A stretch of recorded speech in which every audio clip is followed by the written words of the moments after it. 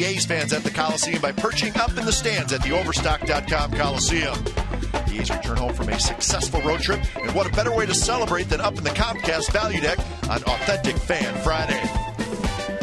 Brandon McCarthy will take the ball and face his former team from the south side of Chicago. The tall right-hander is coming off a strong outing in Kansas City against the Royals, but unfortunately received the complete game loss. It's game one, and we're in the stands. A's White Sox next.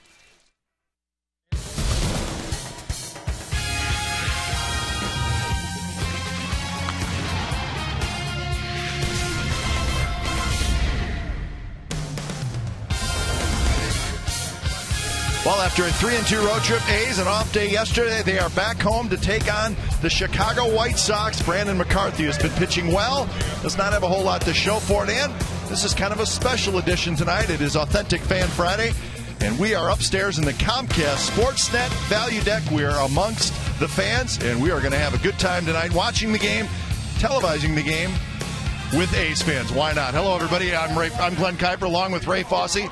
I'm somebody, but that's okay.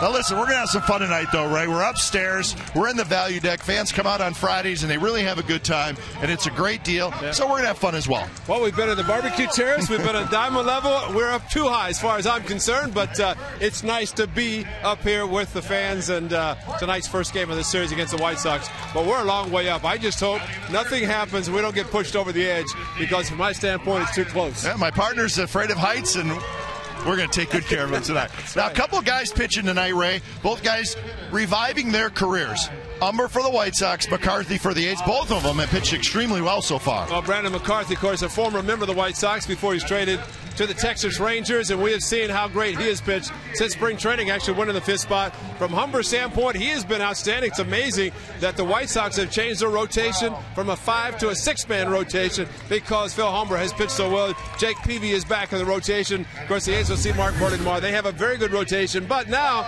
be interested to see how Ozzie Guillen and Don Cooper work. 6 guys in a rotation, but this young man has pitched well enough. He's going to be a part of it. And when we saw the White Sox last month, they were struggling. Yeah. They're starting to play a little bit better, and it is a team that has a lot of talent. Only trip to the Bay Area for the White Sox this year. So we're just about set to go from the Value Deck. It's game one of this 3-game series. The A's and the White Sox will have lineups and first pitch in just a moment.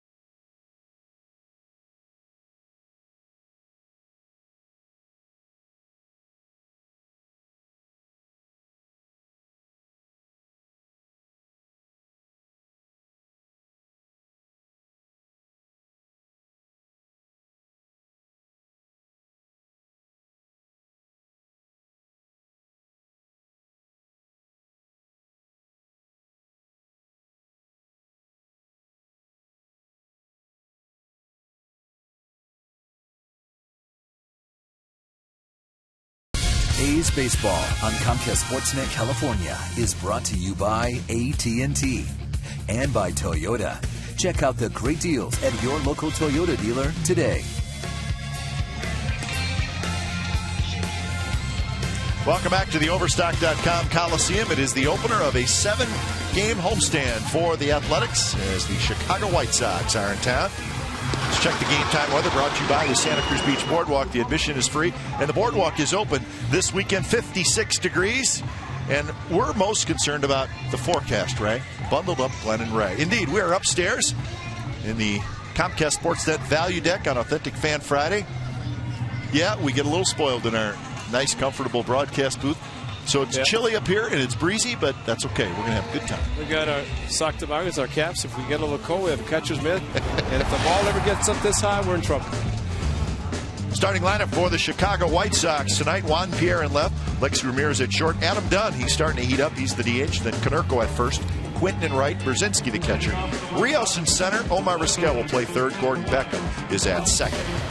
Another team that Brandon McCarthy is facing that he was part of, the White Sox and, of course, the Rangers. But his last start, complete game, unfortunately, a loss against the Kansas City Royals. Pitched very well, and he has continued to pitch well ever since he won the starting job out of spring training. So we wish him well tonight against the team that traded him to the Texas Rangers. First pitch of the ball game to Juan Pierre is in for a strike. So we're underway. First pitch, 7:06. They have food up here? So one pitch into the game, and you're asking about. Well, I just. Let's hope so. But the fans indeed have a good time up here. Authentic Fan Friday, and sit up here every game if you want. $12 ticket. That's not bad. I thought you were going to say for us, though. Not for us. Now, this is nice, though. It's a nice little different view. We can't wait for a first fly ball just so we can tell where it goes. Just missed inside to Juan Pierre, who's hitting .248. No homers, 9 runs batted in for the veteran left fielder.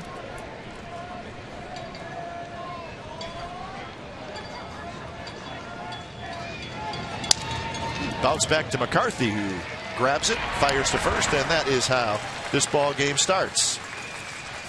Defensively for the A's, behind Brandon McCarthy tonight. Sweeney in left, Crispin center, DeJesus in right, Kuzmanov, Pennington, Ellis, Barton third to first, Kurt Suzuki behind the plate.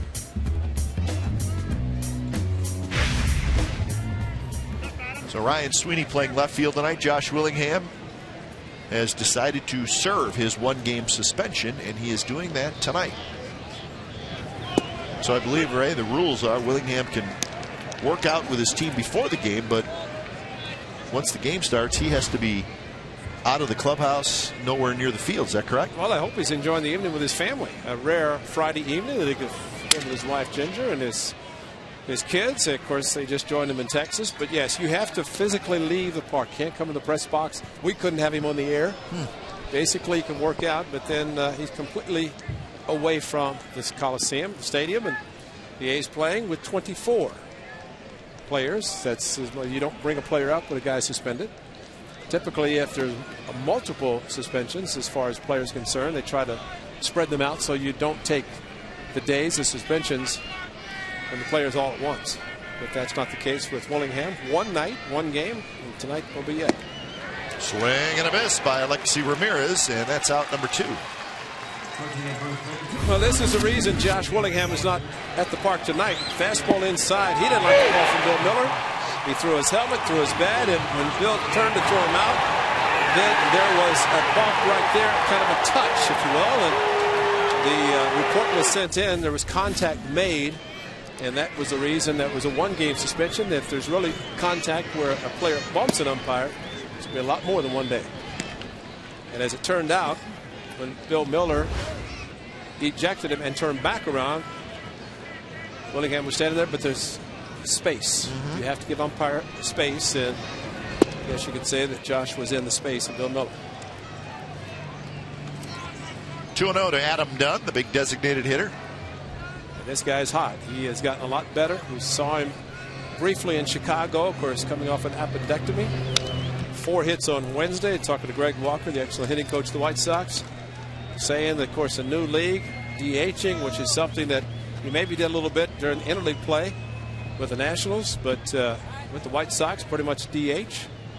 Trying to learn that, and when he gets hot and he hits a ball, it's a no-doubter. This is heavy air tonight, won't affect him. Brandon McCarthy has been outstanding so far in the first 2 batters plus, and mixing his pitches and ball really moving a lot, as was the case with Pierre. Ground ball and then a strikeout, 3 pitches. Strike 3 called, so good first inning for Brandon McCarthy. A couple of strikeouts, 1 swinging, 1 looking, nothing for the White Sox in the first.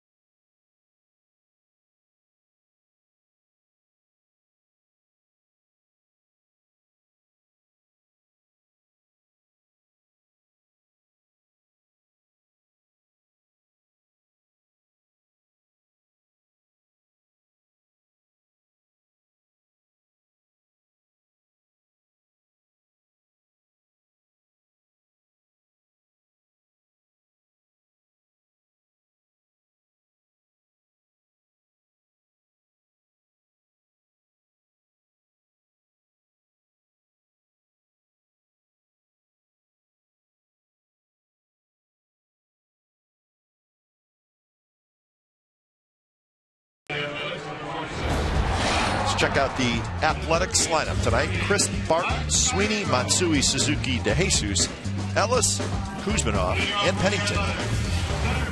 Well, Phil Humber, as we mentioned, has pitched so well. He's now in the rotation, 6-man rotation for Don Cooper, the pitching coach, again the manager of the White Sox. And fastball, curveball, changeup, and those are basically the 3 pitches that he throws. Not really overpowering, but throws strikes, and his numbers against righties are phenomenal. That's why the A's have as many lefties in there as possible tonight. You got 5 for 53. That's it. It's pretty good. First pitch to Coco Crisp is a fastball for a strike. So Humber's, I guess you could say, come out of nowhere. I'll tell you his career story in just a moment. 3 consecutive games, 7 innings pitched, 3 hits fewer. The name Billy Pierce came up, and that's quite a name out of the past, the Go-Go White Sox. Inside corner, strike 2 called, 1-2. Chris, Barton, and Sweeney, top 3 for the A's. Just underway from the Coliseum. Brandon McCarthy had a 3-up, 3-down top of the first inning. Curveball grounded up the middle, diving stop by Beckham, gets up, throws, and Crisp is retired.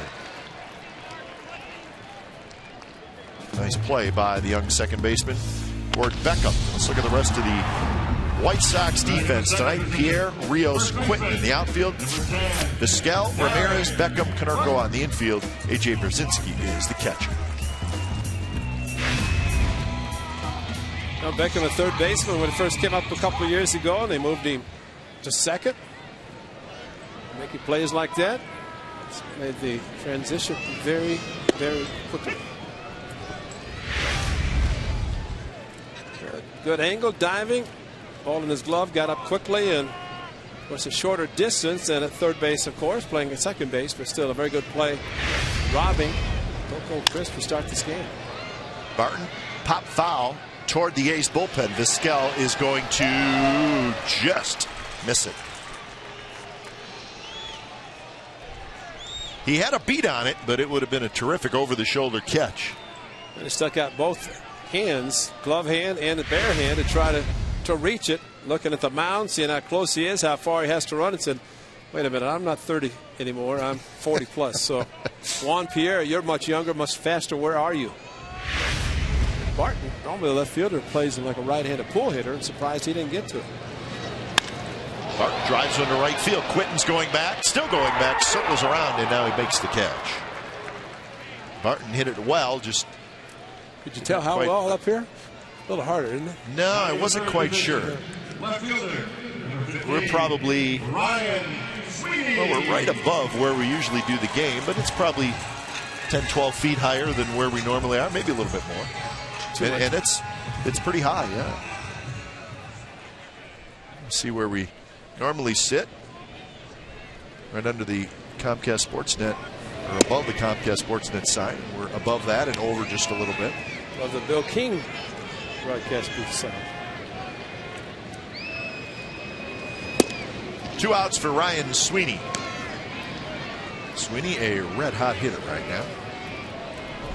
Both pitchers working quickly. Both pitchers basically getting the sign from the catchers and throwing the ball. Pierzynski, the veteran for the White Sox, and same for Kurt Suzuki catching Brandon McCarthy.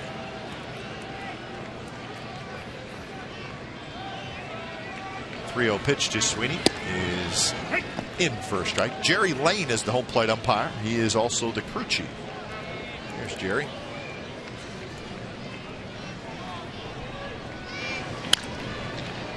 Bob Davidson is the first base umpire. Hunter Wendelstedt at second, and Brian Knight down at third.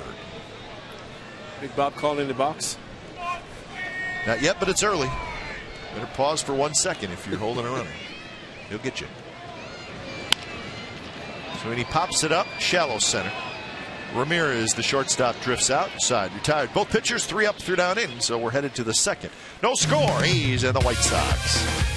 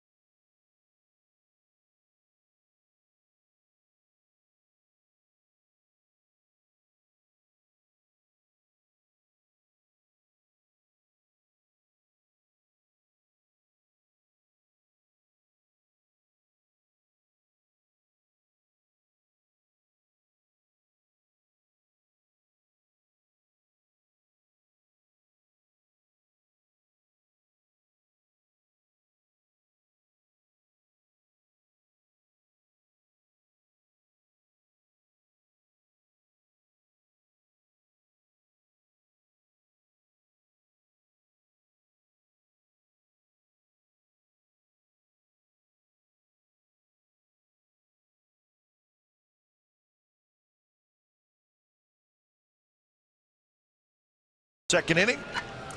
Ray Fosse, Glenn Kuiper from the Comcast Sportsnet Value Deck. Doing the game with the great A's fans. Authentic Fan Friday.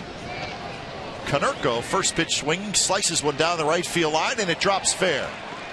Now Jesus gets to it quickly, so Paul Konerko, first pitch swinging with a base hit.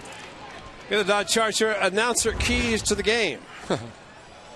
The Value Deck welcomes you. There they are. There are the fans. They're wearing those nice hats. Stay warm. Hope you brought your jacket. And if you catch a foul ball up here, give it to a kid, because you know what? You get one up this high, forget it. I'm not even putting the hands. Well, yeah, the chance of one coming up here is slim, but I do think it's important to be ready. No, I think slim and none, and Slim left town. Okay, you know what? I'll protect you. I'll make a play. If you know how high we are, you know what it would take to get a foul ball up here? I think of one guy every time I think of foul balls up in the third deck. Glenn Hubbard. Glenn Hubbard? I was going to say like Canseco. No, Glenn Hubbard would stand down by the batting cage and he'd look up and he said, if I ever hit one up there, that will make my season. If I can hit a foul ball in the third deck. Because they know how high it is. Well, your best bet to do it would probably be straight back. Because you're not going to hit one in the third deck if you go down the line at all. It's just not going to happen. But we very seldom get them in our booth. A couple a year for lucky. We've got some powerful guys, the White Sox do. But so I'm ready. It takes. Now, if we were at Old Tiger Stadium, remember good friend Lon Simmons, I'd have the catcher's mitt on the table, and he said, Ray, that ball's going to come back so fast, you'll never have time to put your mitt on. So either put it on your hand or don't think you're going to protect us. You probably needed like full catcher's gear there. It's Quitting with the walk, so the White Sox something going against McCarthy here in the second.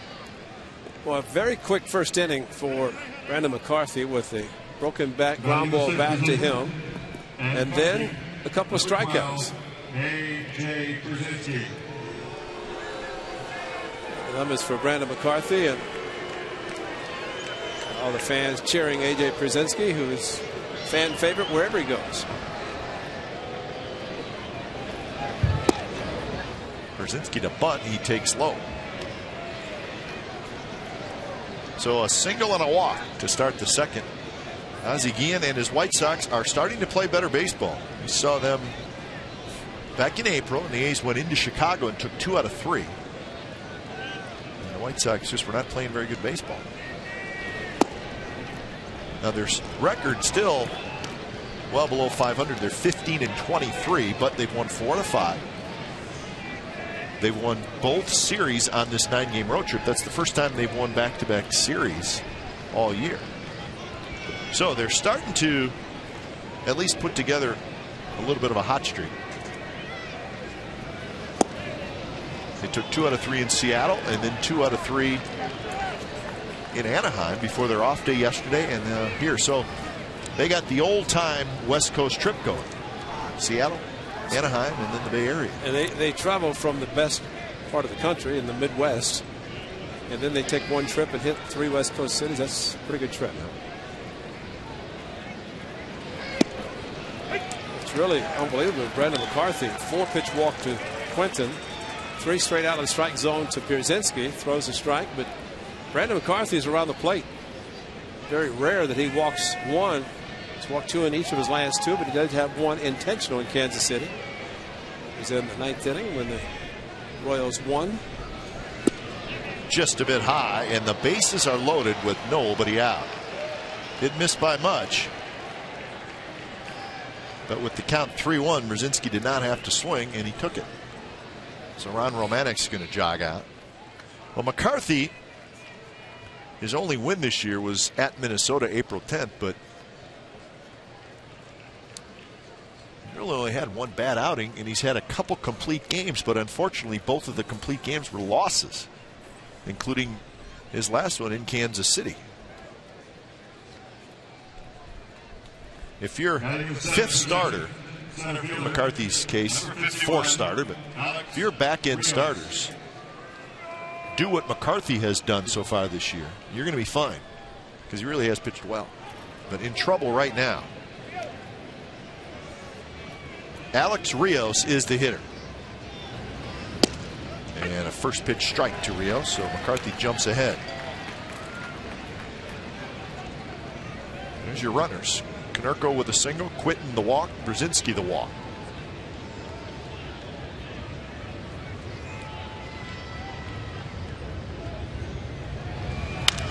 Rios, right field line. DeJesus a long run into foul territory, and he slides, cannot get it.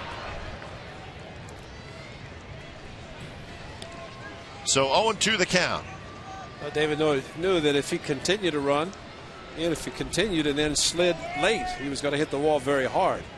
Ball just kept slicing, as was the case with Konerkos, and Konerkos landed softly and safely. Outfield pretty much straight away for Alex Rios. Breaking ball.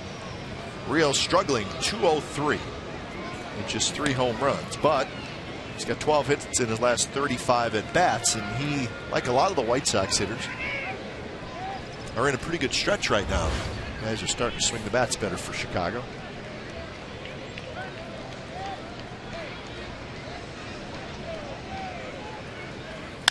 Rios, big chopper. Pennington gets the out at second. Ellis the turn, and his throw a little bit high as Brzezinski came in pretty hard, so a run scores.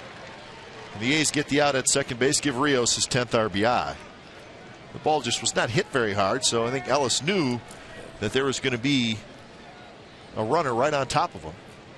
And also Rios runs too well. Pennington had to back up a little bit to his right, and nice feed to Mark Ellis, but just could not get enough on the throw. Combination of Brzezinski going in hard and the speed of Rios. Still double play in order if he can get out of this with 1 run. Although Omar Vizquel is always tough in these situations.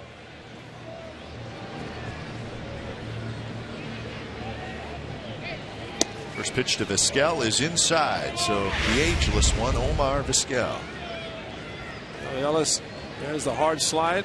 He jumped, and as a result, even though he threw it while pretty much on the ground, could not get enough on his throat.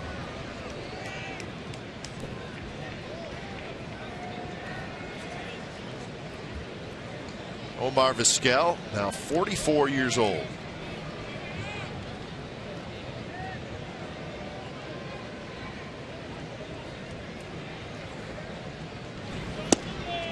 And you're looking at Vizquel, he's not just spare parts anymore. He played in 108 games for the White Sox last year. Third, short, second. He's an important part of their team. And Martin got hurt last year. Omar took over. That's when they really had their burst, and unfortunately could not sustain it for the season. Vizquel grounds one fair past a diving Barton. Coming in to score is Quinton, and the White Sox are going to have runners at second and third, and the RBI double by Vizquel. Barton just missed it, and it squeezed between him and the bag.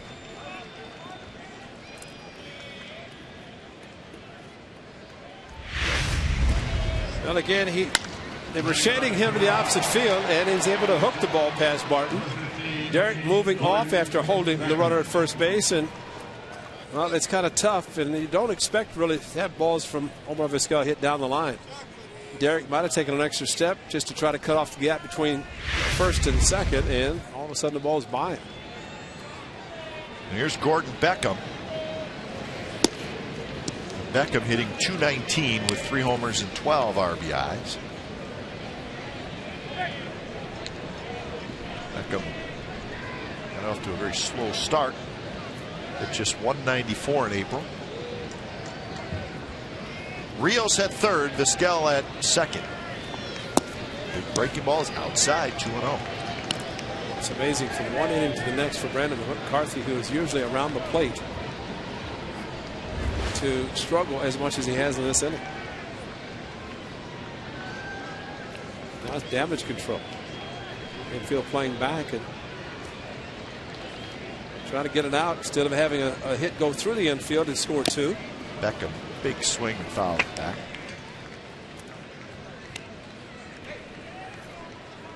"12 pitches in the first inning." Is that right? That's what I got. Yeah. And now he's at 32. So.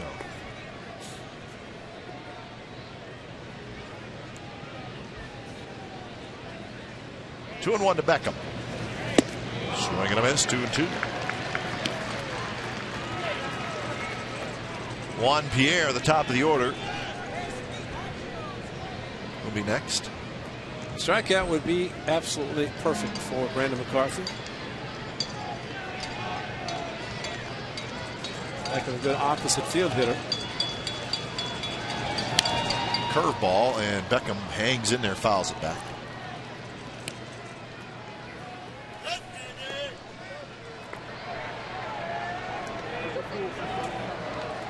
fans still coming into the Comcast Sportsnet value deck.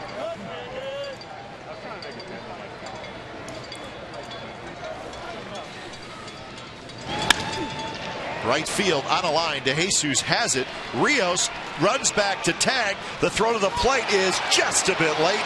Rios in ahead of the tag, and it's 3-0. DeJesus made a perfect throw to the plate. Unfortunately, the speed of Rios helped him get in safely. One out, you know they're going to be trying.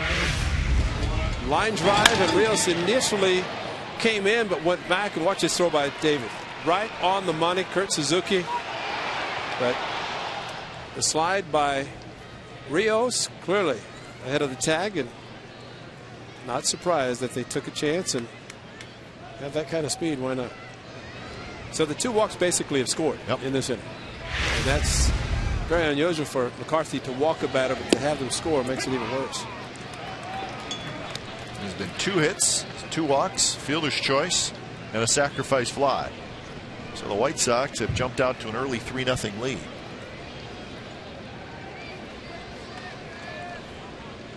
Pierre bounced back to the pitcher leading off the game. Vizquel took about 4 steps toward third base, and then McCarthy saw him, and Vizquel had a scramble back.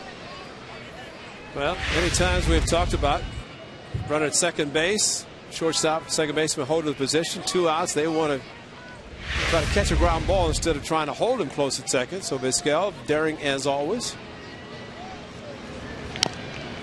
Big curveball. Pierre just gets a piece of it.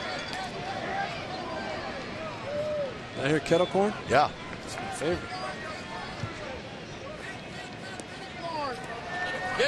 There's your guy right there. That's it. Hell yeah. It did. Kettle corn. Get him. Get him, coach. It's the favorite staple of spring training. Or those Cactus League parks.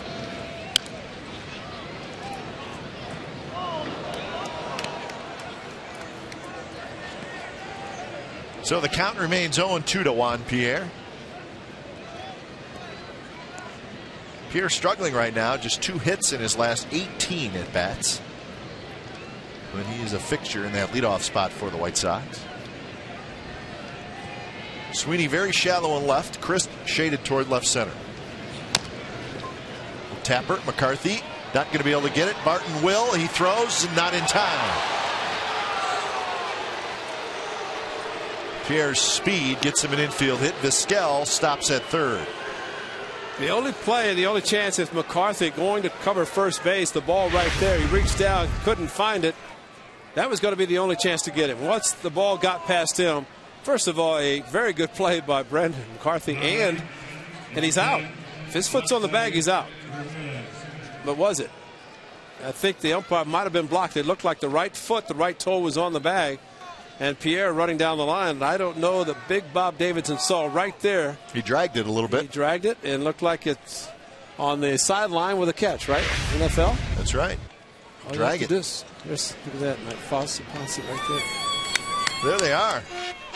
It's just a matter of time before they got here. Fosse's posse has arrived in the value deck. They got jerseys on. That's awesome. That's your peeps right there. That's it. 1-0 to Ramirez. Pierre was picked off the throw, and it's wide, and it goes all the way down the right field line. Watch this guy run. 1 run's going to score. Juan Pierre will make it easily to third. So it's going to be an error on Brandon McCarthy, and that hurts because Pierre was picked off.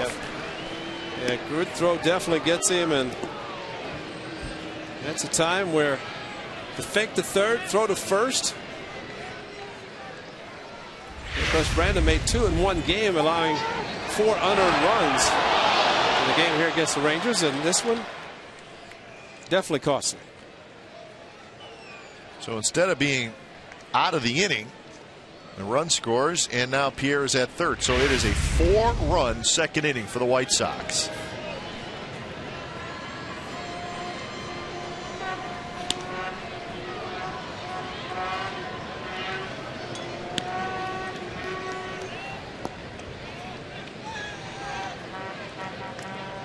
29 pitches in the inning for Brandon McCarthy.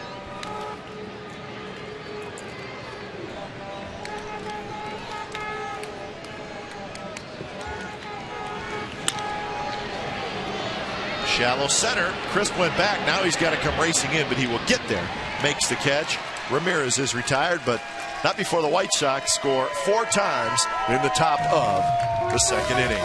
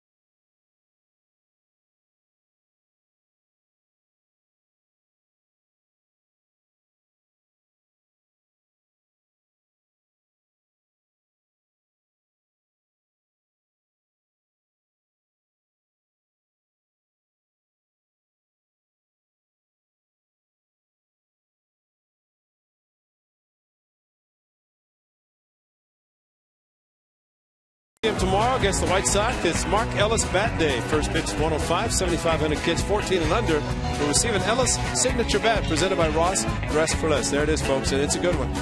Mark Ellis dark bat signature bat. For tickets, call 877-493-BALL or go to oaklandathletics.com/tickets. Mark Ellis signature bat. So good giveaways this weekend. You get the bat tomorrow. You get the kids baseball cap on Sunday, right? It's going to hold up. Yes, it is. Shallow right. Quinton went back. Now he's got to come racing in, but he gets there, and Matsui is retired. 1 out. It's almost like you can feel the wind at your back up here. First pitch hitting fastball a little bit up in the zone, a little bit away, and of course breaking back as a lot of outfielders will do with a big swing, and you see his sigh of relief after he caught the ball and said, what am I doing?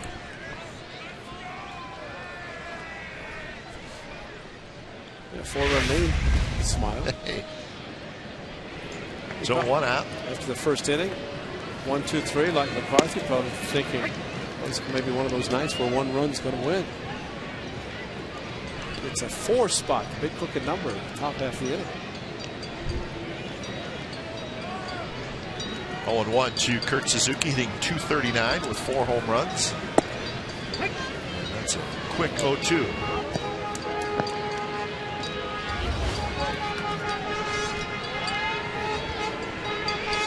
Well, Phil Umber, about his career, which is a bit interesting, and he gets Suzuki swinging, and that's his first strikeout. That's rare for Kurt Suzuki. What, 17 consecutive games? 17 games without a strikeout. Long streak. Middle of April, right? Yeah. Marco Scudero had 18. Right fielder, number 12, David. It's 2004. There's some notes on Umber. He was originally a Mets draft pick. He went to Minnesota in the Johan Santana trade. Last year, he was with the Kansas City Royals in the minor league system. He did pitch in the big leagues a little bit, but then it gets interesting. He was claimed off waivers by the Athletics in December. during this past offseason. So he was an A for a month. And then the White Sox claimed him off waivers from the A's in January. So he was technically an Athletic for 1 month. And now? Did he pitch this well for that 1 month? Winter ball. But he has been very good for the White Sox. Like you said in our opener, he's been so good that when Jake Peavy came back, which was Wednesday, the White Sox said, we're going to go 6 starters for who knows how long. But they did not want to take Umber out of the rotation. And why would they? He's got an ERA of 2.97 coming in. Curveball. A little high, 2-2. Jerry Lane has a little bit of a delayed strike call, so you got to hang with him. Just for us. That's a pretty good pitch. I thought he was going to call. There's really nothing wrong with that curveball, except maybe a fool, Mr. Lane. So Umber, with all the moves, is now 28 years old. Jerry tells us full count. We're good with that. That looked like a. Is that full count? That question mark. Do I have the count right?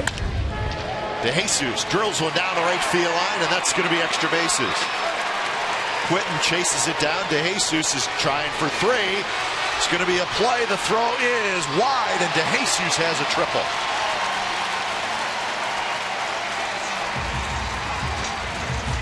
Well, 2 outs, you normally don't see it, but maybe David DeJesus trying to get this crowd excited, get this club excited. And what looked like should have been a strike 3 call was not, over the head of Konerko down in the corner. Quentin throws well. The relay very good from Beckham. But David DeJesus with the ball in front of him, hooking down to the corner. And he's stretching it all the way himself.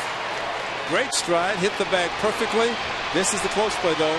Vizquel catching it, tried to make a quick tag on the backside, but David with the head first slide avoiding the spikes. Vizquel. So now maybe a mistake in the A's to steal a run. Something happened with 2 outs. So here's Mark Ellis. And the first pitch to Ellis. Line drive, center field, it hangs up, and Rios makes the catch. So Ellis, tough luck as he lines out with a runner at third. On to the third, the White Sox 4, A's nothing.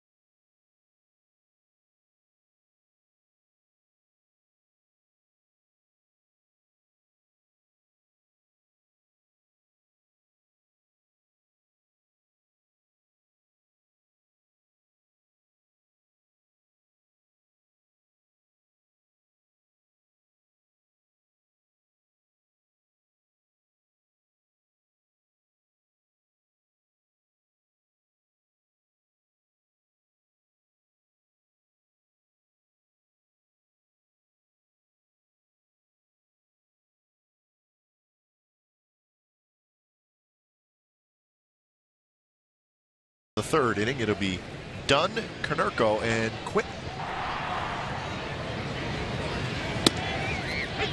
First pitch is a strike from McCarthy, who struggled to a 30 pitch second inning. Give up all 4 of the runs. So as we always say, he needs a quick one. Well, he did in Kansas City, same way. And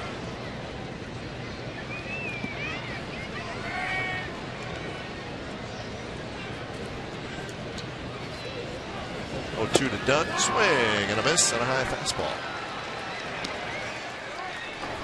So Dunn strikes out for the second time. Here's our Farmers Insurance report card. It has to do with that strikeout stretch for Kurt Suzuki. So the strikeout last inning, just his 11th of the year. Third fewest in the American League, minimum 100 at-bats. So he went 17 games and 73 plate appearances without striking out.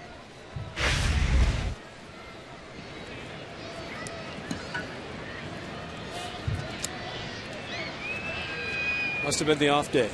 It's amazing how sometimes the A's come back after having an off day and just don't perform at the peak.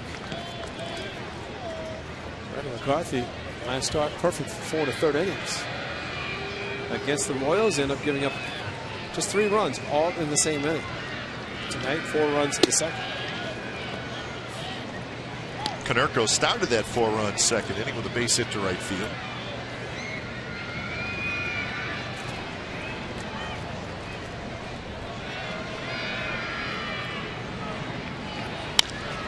He's got another base hit to right field. Oh, you want to show somebody how to hit a curveball? You see that? That was just about perfect by Konerko. He waited and then just slapped it to right field. Stays inside. Look at that. Yeah, man. that's perfect. Ball's breaking away from him. He goes with it perfectly. It was a similar ball down the right field line. His first at bat. He's got 9 home runs. You have to be concerned about his power, but he's also hitting now well over 320. He's having another terrific season. Credit to Paulie, as they call him, for re-signing with the White Sox. He's a free agent. Adam Dunn was signed. And Paulie and Brzezinski more or less went to the chairman, Jerry Reinsdorf, and able to re-sign. Kenny Williams, the general manager, wanted to be a part of this club. They felt they had a chance to win, especially with the acquisition of Dunn. Konerko re-signed for 3 years, $37 million. So that's a nice chunk of change. I want to say I read where he had some of the money deferred. Help out in the now for the White Sox. A's are going to turn the double play. 6-4-3. So just like that, the side is retired. Bottom of the third coming up. 4-0 Chicago.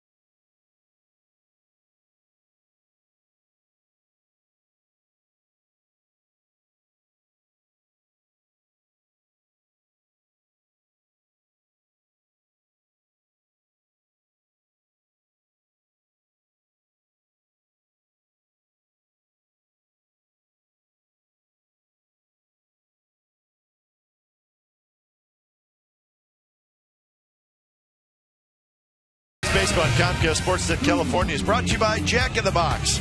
Right now at Jack in the Box, get the new bourbon barbecue steak grilled sandwich at participating restaurant. 4-0 White Sox. David DeJesus with the 2-out triple. A's could not get him home. He's the only hit in the game so far for the Athletics. And that's a left-handed hitter. We talked about the lack of offense the right-handers had against this very good right-hander. So we just had a member of Fosse's posse come down. The lady said, "Glenn, you're good too. We like you too." And then she said, "But your brother Dwayne's got to quit his job." He said, "Well, that's probably not going to happen." What? Quit his for what? Well, they probably think he works for the wrong team. Oh, I thought maybe he's going to join you. Not going. No. Unless we go to a 3-man booth. Kuzmanov flies out. Ray's a popular man up here, as he should be. Batting in the ninth position. Shortstop. Number See, 2. told you. Cliff Pennington. Established 2004. Does that say because you're saucy? You know, Ray, I've heard people give you a lot of compliments, but I don't think I've ever heard anybody say that you're saucy. Maybe sassy. Being polite. Maybe it rhymes. Maybe that's it, huh? Yeah, probably.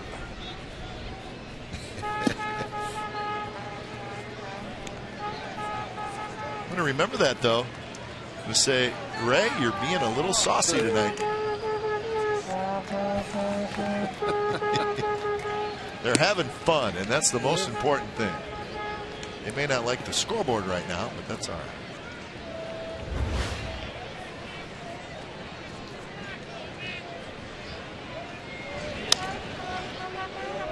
Up here in the value deck, of course, on Fridays, it's lots of giveaways by good people from Comcast Sportsnet. You get the $12 tickets. But it's the same price every other night up here as well. It's $12, and you always get the $6 food voucher. So it's a good deal up here. Not just on Friday nights, but every night. But we won't be up here every game. Well, that probably won't happen. But they're having fun. Look at them. They give these away too? The beanies. The yellow beanies, and I like them. And it's not completely out of the question that I will not be wearing mine at some point this evening. That hit it. I think it did, yeah. I heard it. You hear it from up here, it had to hit him. Well, the uniform. It didn't hit it flush, but listen if you can. Through the back. That's it. Yep. That's it. Double thud. Yep. Now batting. Center fielder. You won't hear it in slow motion. Coco. You might see it, but you don't see it. The ultra mode is perfect. So Pennington is aboard.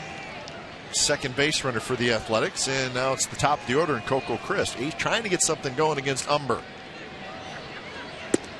First pitch is high.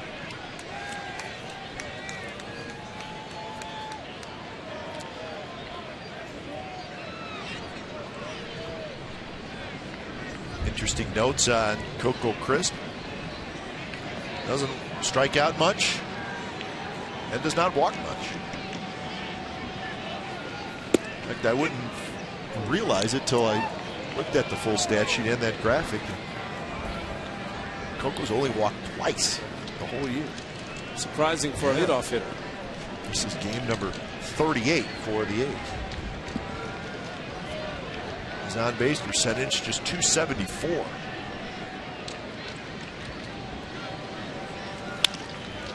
Right over the mound, Ramirez has it, steps on the bag, flips to first, and that's a double play. Nice play by the shortstop Alexi Ramirez. So that's how the bottom of the third ends. We're headed to the fourth, 4-0 White Sox.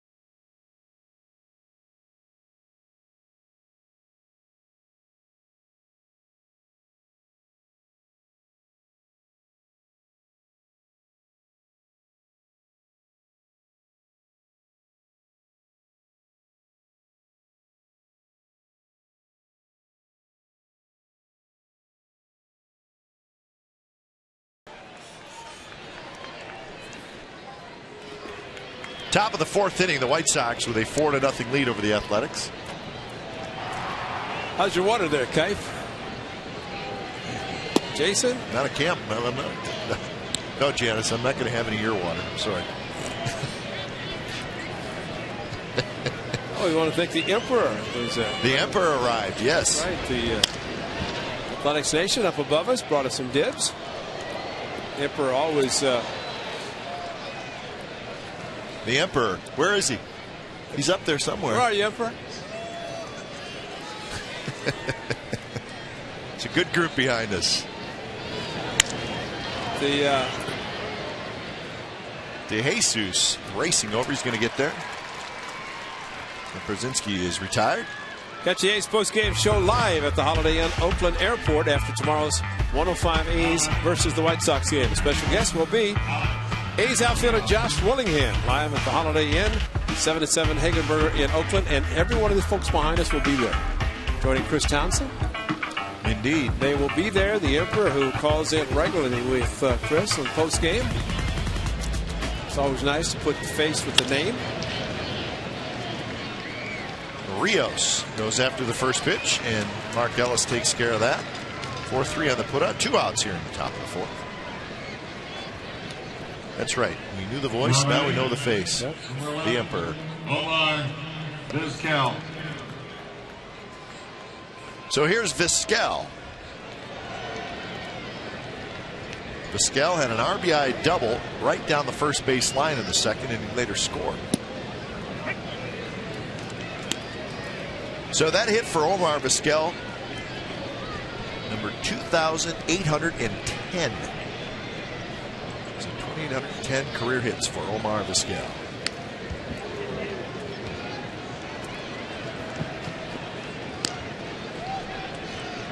He has played in 2,863 games.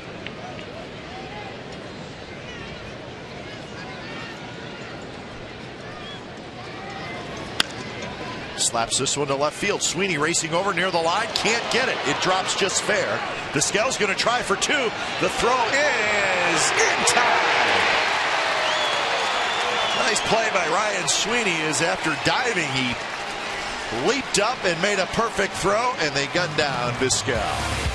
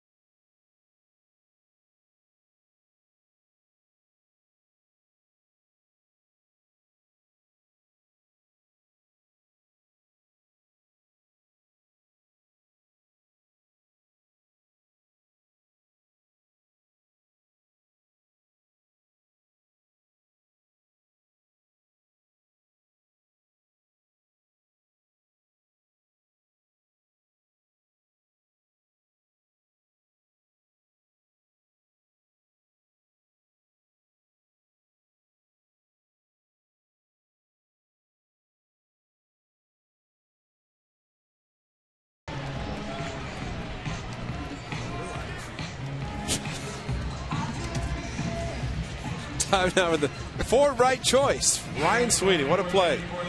Tell you, it was a gutsy play. Omar Vizquel is going to go for 2 regardless, but Ryan Sweeney dive, watch him catch the ball in his glove, gets up and makes a perfect throw. Mark Ellis' second. Mark had to reach back, make a quick tag, and the putout. So definitely the forward right choice. A good play by Ryan Sweeney. Carlos Quentin into a slide, and he makes a nice catch. Derek Barton lines out to Quinton and right. So quickly out number 1 here in the bottom of the 4th. And that'll bring up Sweeney. So Sweeney really made a heck of an effort, but then to bounce up and really you're really hurrying your throw, and he made a perfect throw. Well, the amazing thing to catch the ball with the glove, hitting the ground with his elbow, but able to come up with it. He has a very strong arm, so just a little bit off. Mark Ellis, a good play. Jason finally made it back. He went to San Jose for this water. Now watch this effort and then get up and throw a strike. This is the great part right there. Reaches up, the ball stays in his glove, and Omar Vizquel said, I think I'll go for 2. And the thing about Omar, he is always hustling. He knows there are 2 outs, and Mark Ellis put in the glove right in front of the bag. And a very good play all the way around.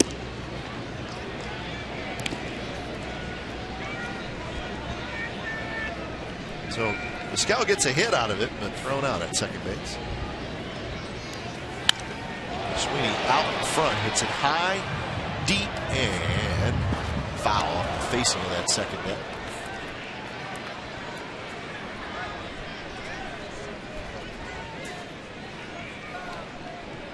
Sweeney popped out to the shortstop Ramirez to end the first inning.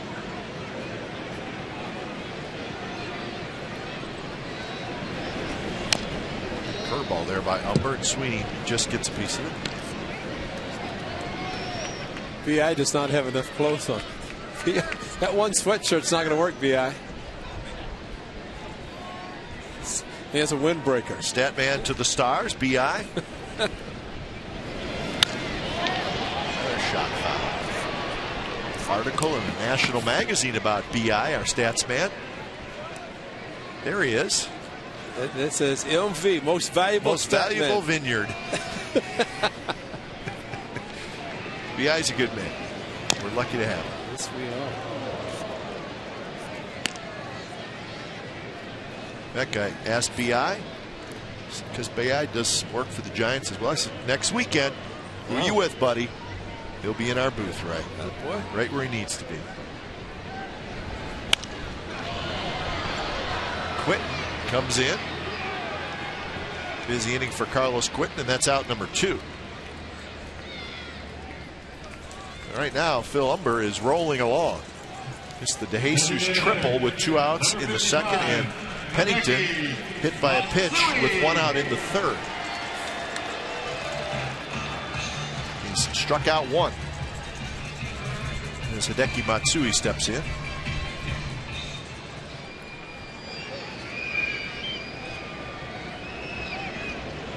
Matsui hit a fly ball to Quinton. It was the second inning.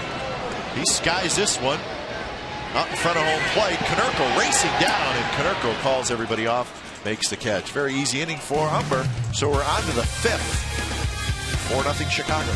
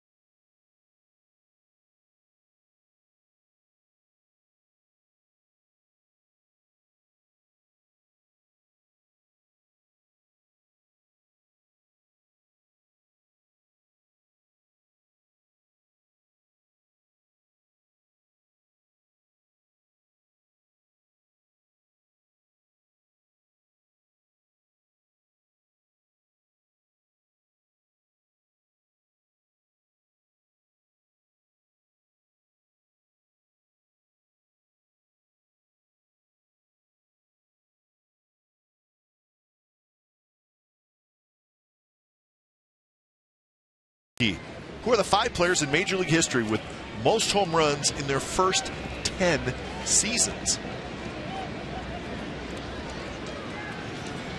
Give you that answer in a little bit. Top of the 5th inning, it'll be Beckham, Pierre, and Ramirez. 4-0 Chicago. All 4 of the runs coming in the 2nd inning.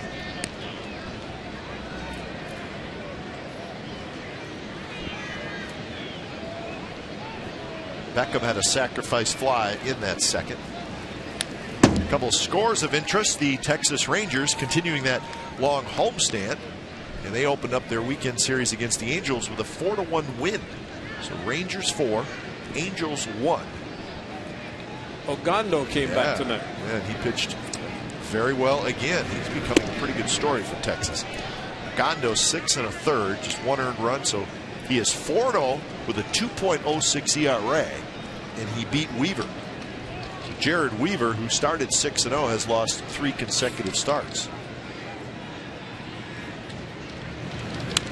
A couple of home runs in that game. Elvis Andrus his 2nd, and Adrian Beltre his 9th. So Texas picks up a game on the first place Angels. So the Rangers now just a half game out. Did Mitch Moreland do anything after losing a grand slam on Wednesday? Yeah, he deserves a little something. But. And a crazy night in Cleveland where the Mariners had a late lead, but the Indians did it again as Travis Hafner with a 2-run homer, and it was a walk-off, folks. And I can hear Tom Hamilton all the way out here. It was against Brandon League, and it was part of a 3-run bottom of the ninth. So the Mariners had a 4-2 lead. Hafner's 2-run homer, and it was a 5-4 Indians win over the Mariners. So the magic continues in Cleveland. You think Artsman is not being missed by the Mariners? And he's going to be out for a while, it looks like. So that's updated. The Indians with that win. That team in 3rd place is the one you have to look out for. The White Sox not that far out. Still early enough for them, but the Tigers. Tigers playing better. Yes, they are. Justin Verlander pitched in the 6th inning tonight. A no-hitter against the Royals. Johnny Vanderveer, 63 years ago, back-to-back no-hitters. Johnny's family may have been watching. But you know, I still say that's a record that probably will be very hard to break. Time, maybe. Yeah. But in order to break it, you have to pitch 3 in a row. That's exactly right. Beckham thought he had a walk. High strike called by Jerry Lane. And of course, if Jerry, you don't hear the call down below, Beckham had to think that's a ball, and then Jerry, in his 2-second delay, let everybody know it was strike 3. So 1 out for Juan Pierre.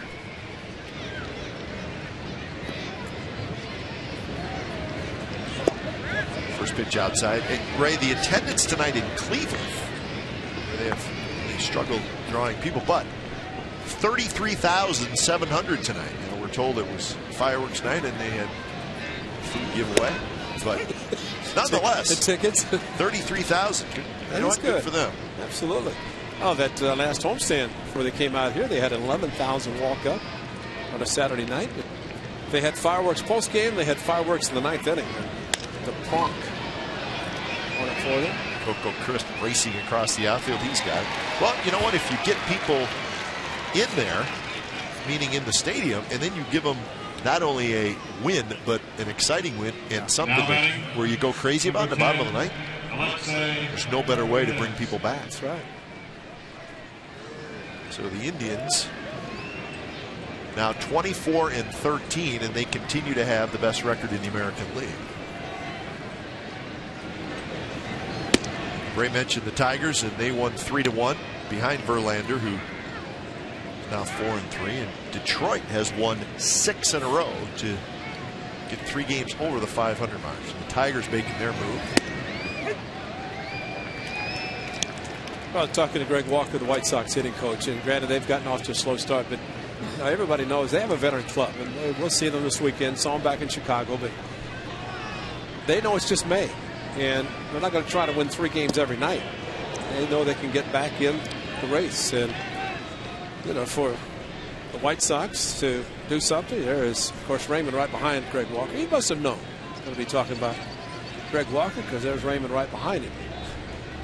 But the Indians and the Royals playing very good baseball in the Central, but they always know that the White Sox, the Tigers, about the Twins, they're really struggling until they get Joe Mauer back, and Justin Morneau, of course, coming off concussion.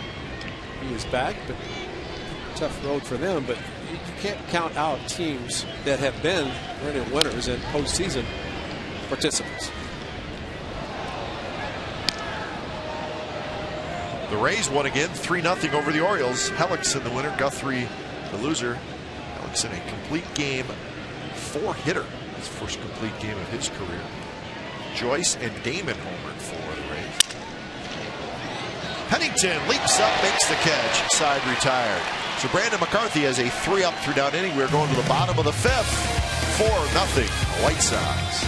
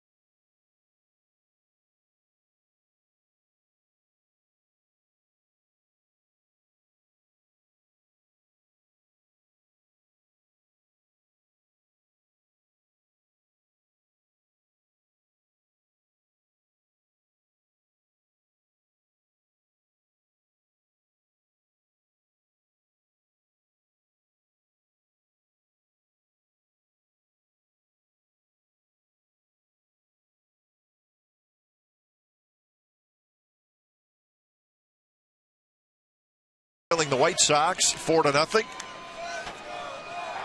Ray Foss and Glenn Kuiper. You're watching A's baseball here in Comcast Sportsnet California. We are in the value deck on Authentic Fan Friday. And even in the value deck, the cookie lady found us. She will find us. Suzuki skies one. Oh, that's close. That's pretty close. Where's my glove? The ball comes up here like that, you'll have enough time to take a nap, put your glove on, and still catch it.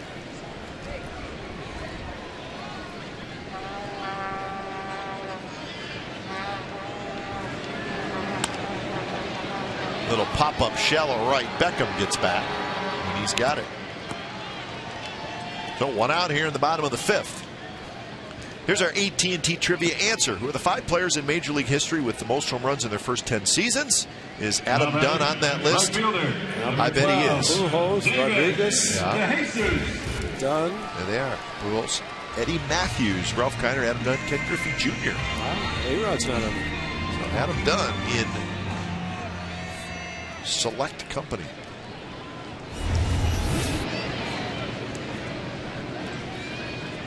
Dunn will lead off the 6th inning. You know, talking about our seat up here, now if we were at a Raiders game, we would have the best seat in the house, because we'd be right on the 50-yard line, just up high enough to watch the play develop. DeJesus rips one to right. Quinton gets over there. Carlos Quinton running all over the place tonight. So the A's have had some hard hit balls tonight, but don't have a whole lot to show for it. 7 putouts for Quinton, and they're just to the bottom of the 5th inning. Jesus, a solid ball. Looked like it's going to hook a little bit more, but this time Quentin playing David that way a little bit and able to get to it.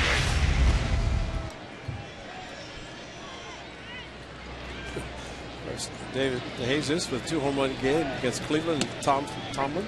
Yeah. Tonight, he only hit. See why Umber's so good. He's pitching very well and has given up just the triple. Mark Ellis drives from the center. Rios is there. He's got it. So 7 in a row retired by Phil Umber. He is rolling. The White Sox lead 4-0.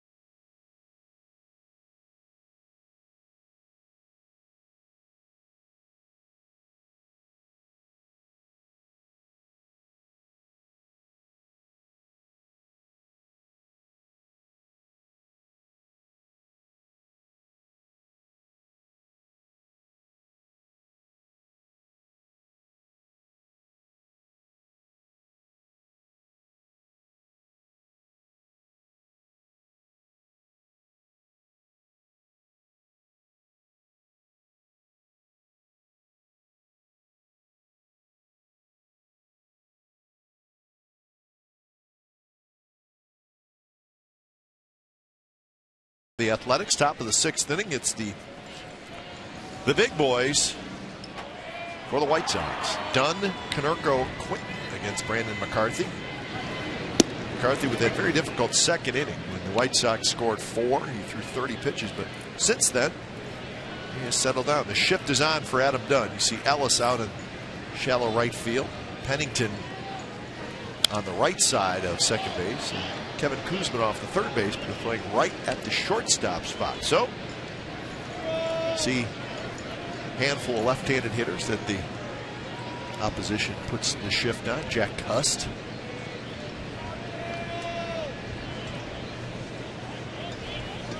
Into there. Travis Hafner. They usually have a shift for Hafner. Ted Williams started it. Did he? Yes, he did. Williams shift.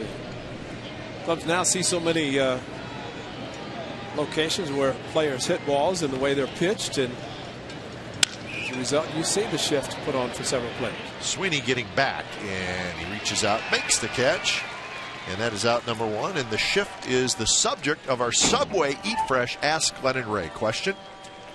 Stephen from Coos Bay, Oregon asked, why do teams do a defensive shift for a left-handed power hitter but never for a right-handed power hitter? Number 14. Well, I guess you could. I mean, obviously you couldn't move the first baseman anywhere, but right. You could put the second baseman on the left side of second base, certainly. But you're right, you do not see that very often. Yeah, you'll see, you might see a second baseman shading over towards second and the shortstop in the hole. Yeah. But very rarely do you see second baseman on the third base side of the bag, similar to a shift for left-handers.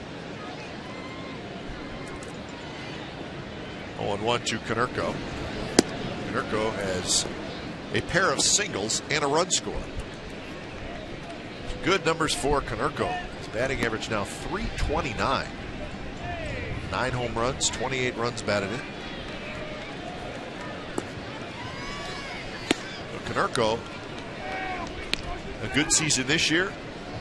coming off a very good season last year. He finished 5th in the American League MVP voting. Hit 39 home runs and had 111 runs batted in. Flips this one shallow right. Ellis getting back, still going back, and he's got it for out number 2.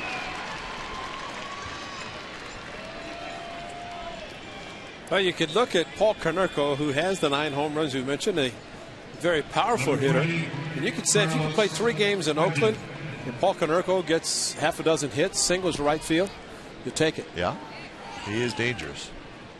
Make a mistake inside. There's a fan of Paul Konerko. So Carlos Quentin will hit. Quentin walked and scored in the second, then hit into a 6-4-3 double play.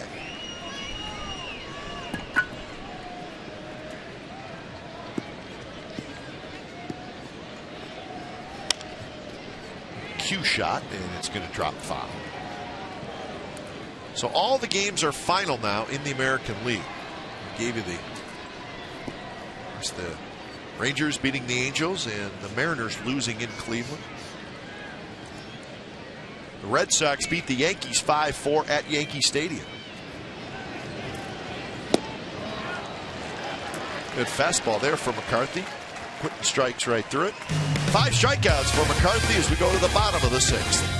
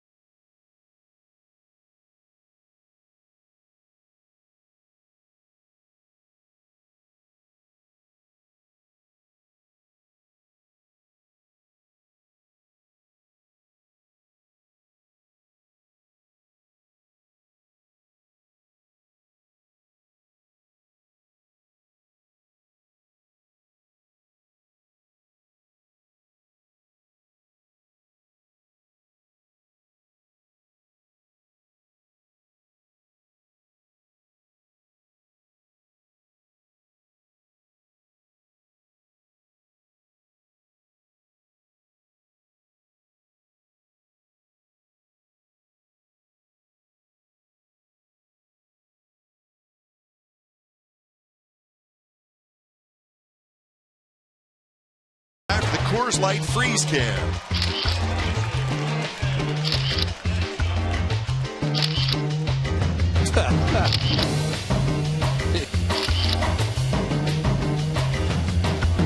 Coors Light Freeze Can brought to you by Frost Brewed Coors Light, the world's most refreshing beer. See that last one? Buddies for life, huh? Whether you like it or not, buddies for life. Oh, don't hurt me. Just don't push me. I know. Don't push me over the edge. My partner's not crazy about heights, and well, we're about 3 feet from the railing. There is a little trough there that would probably catch you if you. No, those are for home run balls. Or from cows on the farm. Think of it. The old trough? The old trough. We'll be all right. Little trough there, but outside of that. Well, that's nice to know that's there. I will say this, it's not getting a whole lot warmer. No, up it's here. not. 1-2 to Kuzminov. The A's just trying to get something going. They have had no luck against Umber.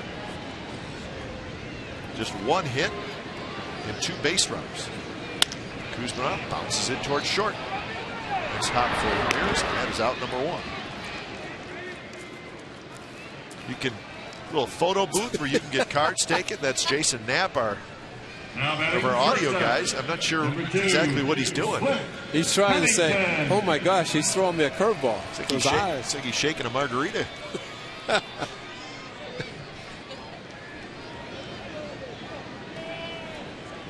So you can get your picture taken up here.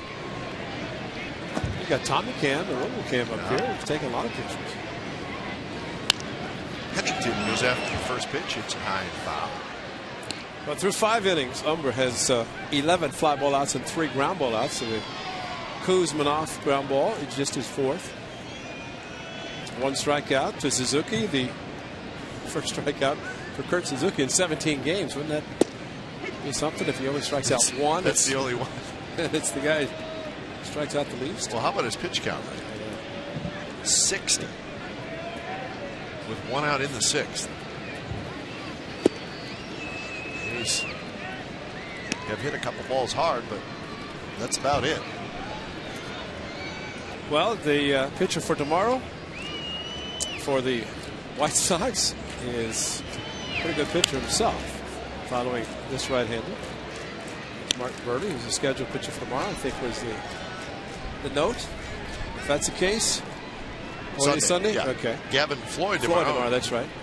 He's no easy task. But I mean, this staff is very good. Yeah. The A's saw for the 3 games. We're fortunate to win 2 back in Chicago. 3 extra inning games. Came from behind both games. They could have been swept. They got Jake Peavy back on Wednesday. Nobody's quite sure just how good Peavy's going to be, as he had a very serious surgery.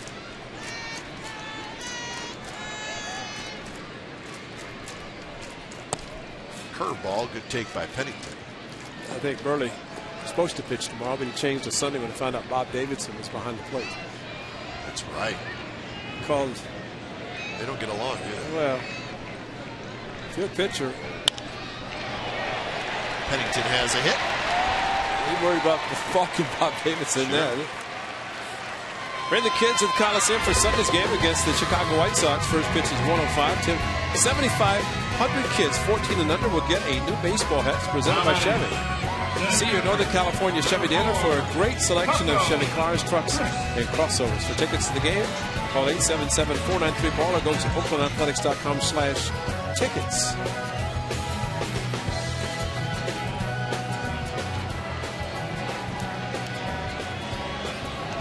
Chilly night at the ballpark. So top of the order, Coco Crisp drives one to right center, but it hangs up. Rios settles under it.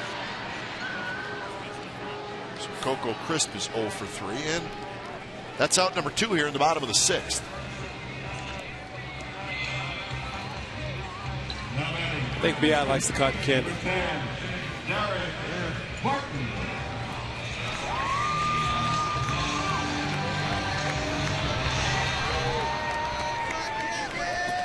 If you're up here for a Raiders game, you're dressed for it, aren't you? That is Although with the Raiders weather. It's probably warmer during the Raiders season, at least October, November. Yeah, that's true.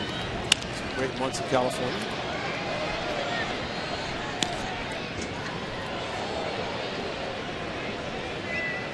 That's right. Our good friend Greg Papa can do the game from right here. Should suggest that Greg stood outside with fans. Right. Be part of the action. The Raiders Nation. Yeah. I think Greg would go for that.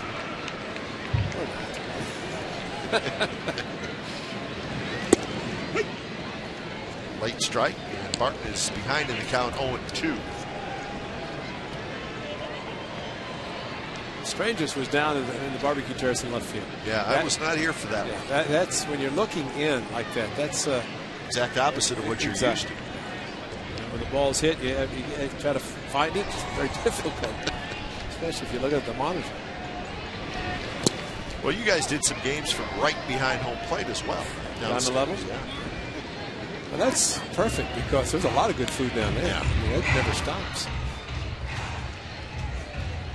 There you directly behind home plate, the front row, the closer, there it is, all the good food. They're constantly serving the food at diamond level.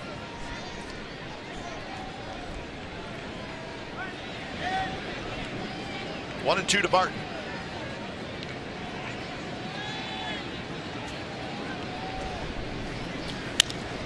Barton pops it to center, so it's going to be another fly ball out. Rios has it, side retired. Pennington with a hit, and he is stranded. Authentic A's fans tonight at the ballpark. A's trailing. 4-0.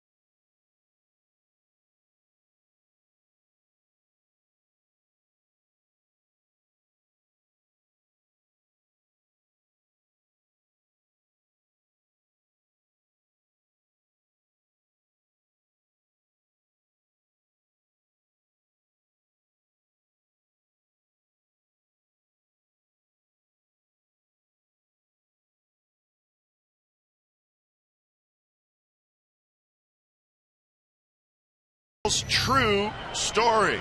Ray was talking about the series in Chicago, all extra inning games. Remember this play? Juan Pierre, top of the 9th inning, drops the ball. That would allow the A's to tie it in the 9th, and then they went on to win it on a Kurt Suzuki home run in the 10th. So the A's go to Chicago, take 2 out of 3. So Juan Pierre was not a big for the White Sox. The fans were all over Chicago. He had dropped a fly ball like a week earlier that late in the game that hurt the White Sox. And I bet Juan does not remember it. For his sake. Probably, maybe the guy that remembered it most was Mark Burley, who I think all he had to do is throw his glove out on the mound. He might have won. A 1-0 lead under 100 pitches. There is the Mr. Perfect and Mr. No-Hitter, Mark Burley.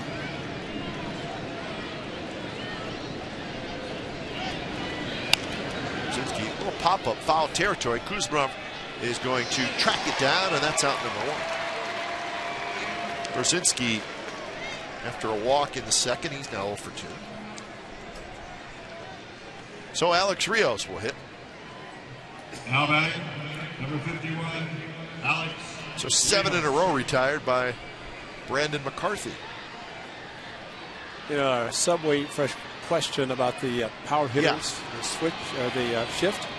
I was trying to think, and I finally remembered one right-handed hitter that the shift was not pointed by. It was the Athletics, as a matter of fact, Tony La Russa. Julio Franco. He hit so well to the opposite field that Tony had the shortstop play to the right side of second. Really? So it was an opposite shift. Where was the third baseman playing? Shortstop? Kind of in the middle? Yeah, in the middle. 5.5. But there were 3 guys on the right side of the infield with a right-handed hitter because he wrapped the bat around his head, and he's very strong, used a heavy bat. I think he played till he was 78. That's a good career. Close to 50, but really was still playing. But he was so strong, and he had hit bullets to right field, and Tony was managing the A's and looked out, and there's the shift the opposite way. That would look strange. Yeah. And we wish Tony La Russa the best. I was just thinking that. Yeah. He's been away from the Cardinals and to stay in Arizona to get some tests done. So we wish him the best and hope to see him back in the uniform. Although Kyle Loesch did a pretty good impersonation, evidently, against the Cubs. It was pretty good. He went out in the Tony La Russa look-alike jersey and everything. And Mike Quade was in the dugout, Cubs, although it was not Quade taking the lineup out. Good fastball outside corner to Rios.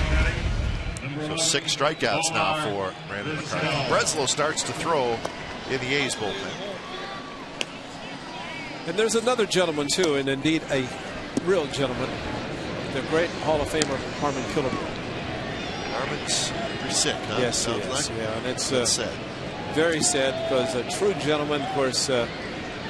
Minnesota Twins his whole career. He did broadcast for the Athletics with Bill King. Worked with Bill on TV for a while, and sad to hear about the killer. Well, they said he's going into hospice care, correct? He's been a proponent of hospice for many years and encouraged people to use it. He said he is going to do that, and it's just kind of sad to hear of some of the greats having a tough time with the health. So, wish him the best. 2-1 to Omar Vizquel. He's back.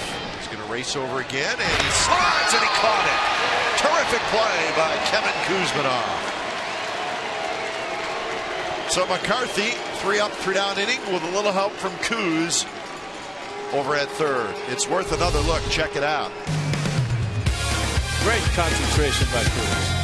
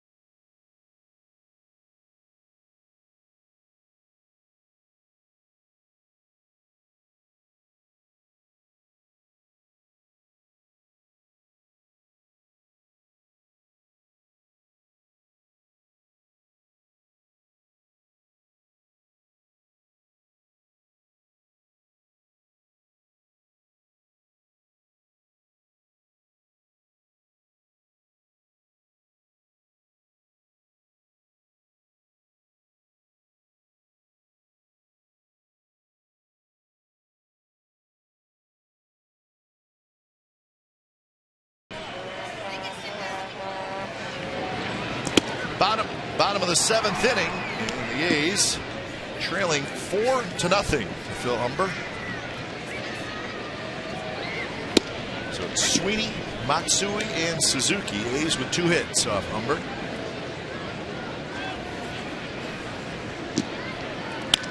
Sweeney on the ground, and that's going to get through the left field for a base hit. So a good start here in the 7th.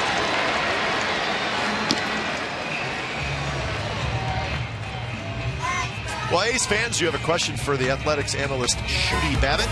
Tweet your question to @CSN Athletics with the hashtag Return of the Mac. And your answer could be answered tonight during A's postgame live. CSNCalifornia.com, your interactive home for A's baseball all season long. So the hashtag Return of the Mac. Shooty Babbitt. Of course, everybody knows him as Shooty, but his first name is Mac. Sick with Shooty. Mac Babbitt. Mac Babbitt. Mac Babbitt. If that's not an athlete name, I don't know what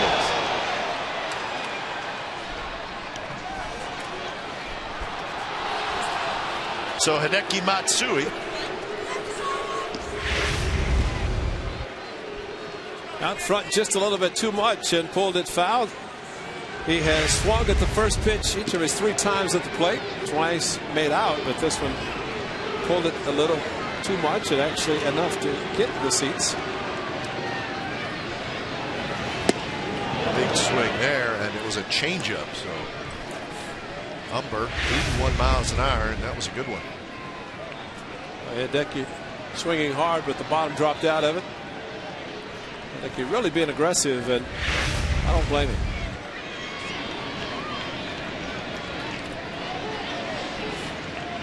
So 0-2, Sweeney, the runner at first.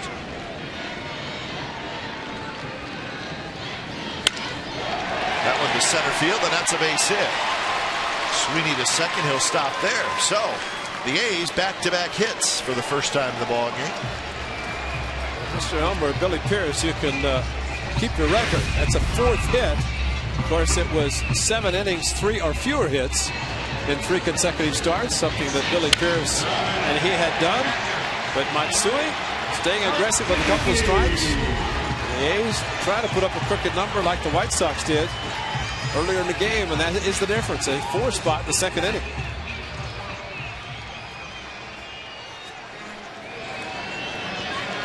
Don Cooper, the pitching coach for Oz again.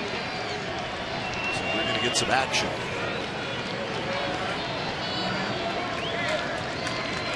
Strikeout and a pop out for Suzuki in the ball game.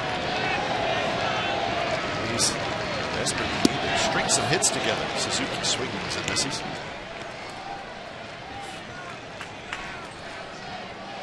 Kurt's slumping right now. 4 hits in his last 29 at bats.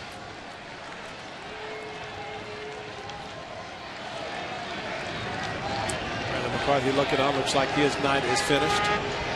Open for an A's comeback, as was the case in Kansas City. The 3-run home run by Cliff Pennington late tied the game. Jesse Crane starts to do something.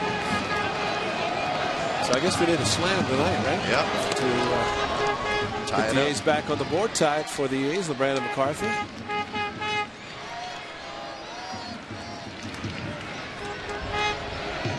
Oh, 2 pitch to Suzuki. Just gets a piece of it, rolls it foul behind home plate. Palmer staying away with a pretty good breaking ball from away from Suzuki and has not been able to reach it.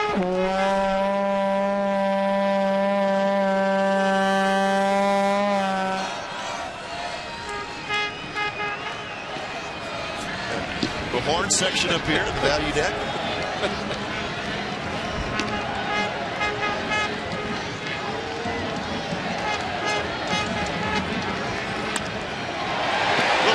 Center field. Rios is not going to get it. And the A's are going to have the bases loaded and nobody out. Suzuki loops one into center field. Well, you offer one of this kind of a tomahawk swing, a pitch up, and Suzuki with this kind of slap of the ball, pulled the hands in and whoa, almost fell down. But the interesting thing, Ryan Sweeney, and I always see if you're watching at home, do not try to copy this swing. Kurt Suzuki pulled the hands in, the follow through. He almost fell down across the plate. That is great athleticism there. The nice balance, a little 360 turn into first base. But Ryan Sweeney just kept kind of jogging to third. If Rios comes up the ball, he's doubled off. Might as well just keep running and score. And yeah, if you respect the speed, in this case of Rios' center, he plays very well and has great speed, but sometimes you just might as well read it and go. But then you start thinking, wait, with 4 runs down, don't want to get doubled off. A's, well, David might as well just have a great night. Get the ball elevated, get the slam, and get the A's right back in the game. Ball bounces away, and the A's are going to get on the board. Sweeney comes in to score. It's 4-1.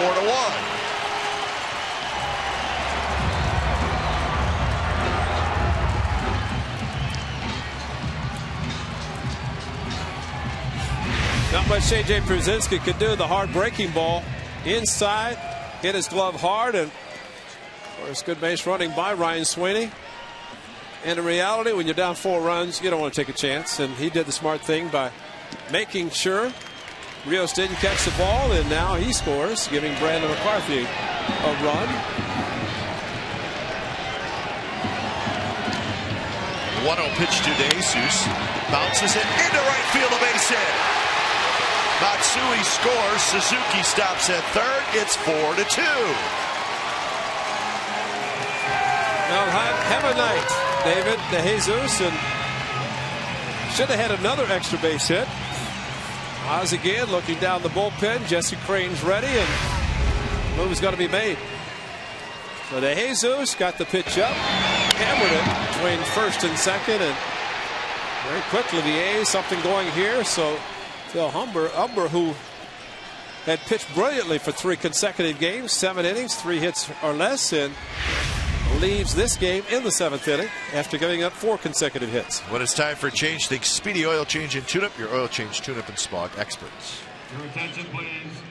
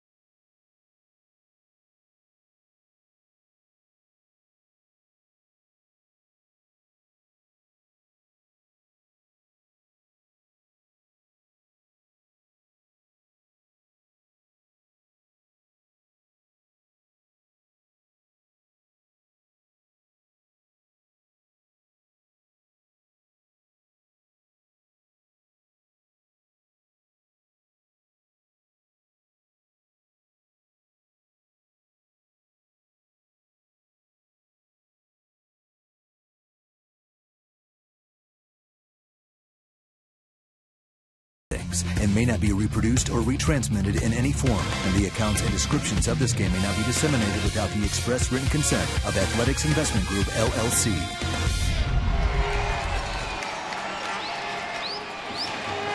Well, the A's making some noise here in the bottom of the 7th. They've knocked Phil Humber out. Couple of runs in. Still nobody out, and the A's have runners at the corners. So Jesse Crain is the new pitcher as he faces Mark Ellis. 0-1 with a 3.31 ERA for Crain. Big offseason signing for the White Sox. Swing and a miss. Remember when the A's were in Chicago, the White Sox bullpen was the talk of the town, and it wasn't because they were being productive. It was because they were really struggling. Now they have pitched a lot better lately.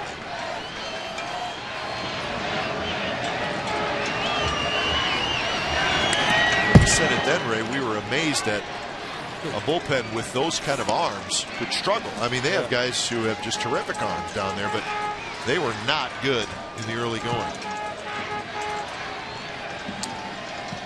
Yeah, one guy has been pitching well. We saw him with 2 innings of Santos. Yeah, he was nasty. He has been pitching very well. Thornton got a save the other day. 1-2 to Ellis. In the dirt, and Mark Ellis swings and misses. Maybe not in the dirt, but down around the shoe tops. So Crain gets a big out there.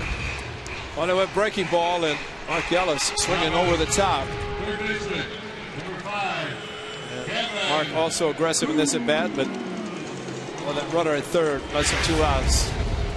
Got to get him in, try to make it a 1-run game at worst. So here's Kuzminoff.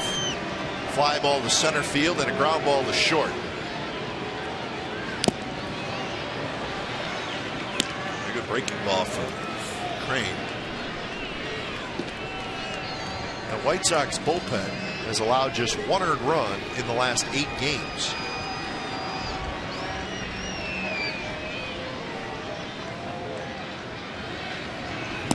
There's 6 guys down there, 3 lefties and 3 righties.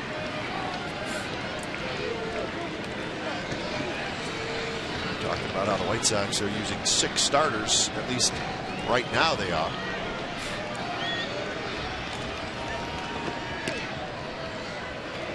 He's opened this inning with 4 consecutive hits. Sweeney, Matsui, Suzuki, DeJesus. The A's have scored twice.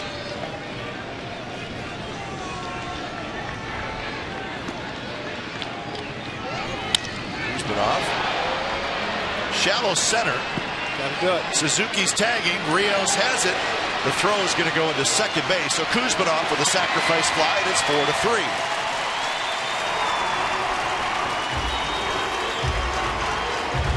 And the wild pitch was huge, very huge, and that was with Jesus at the plate. And how about this? The ball stayed up. It's a similar pitch. Kuz didn't think he got enough, but Rios just decided to flip the ball back into second. Now ready. Shortstop, number 2, Cliff Pennington. Take it. So 3 runs in for the A's, and they have made this a 1-run game. And here's Pennington.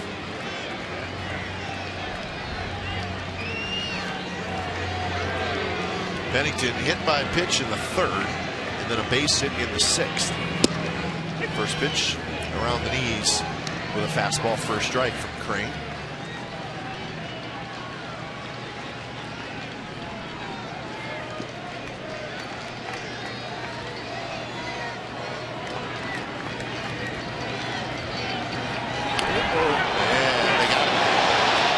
DeJesus gets picked off, and that's how the bottom of the 7th ends. The A's get 3 runs on 4 hits. We're headed to the 8th.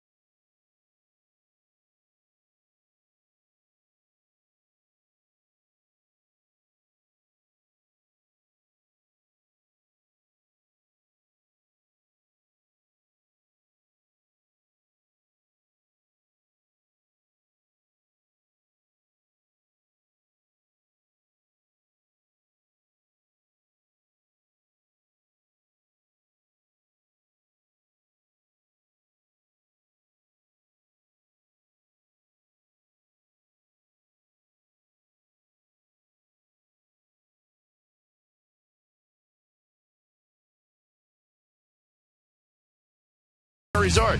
Cache Creek's Heat Wave giveaway. Win cash prizes, match play, and more every day. Visit CacheCreek.com for details. There we are, folks. We're in the Comcast Sportsnet Value Deck on Authentic Fan Friday. We're having a good time tonight. Fans have been great up here.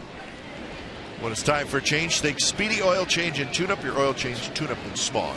Experts. And Michael Wards takes over here in the 8th.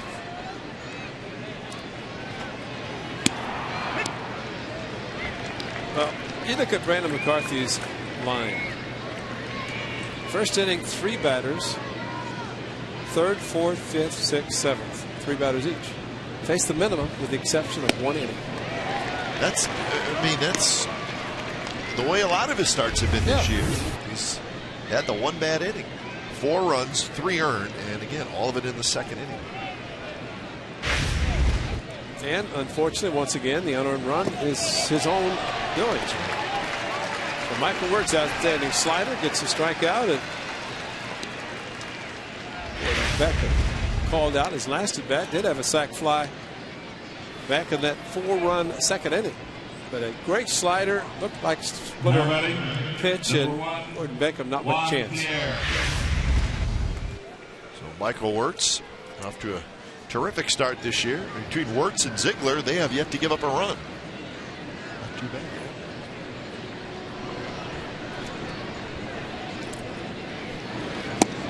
Top of the order, and Juan Pierre, who is 1 for 3.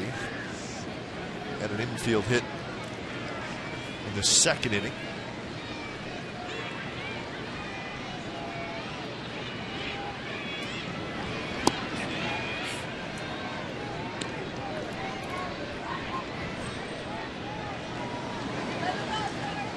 The lefty Matt Thornton is just now starting to get loose for the White Sox.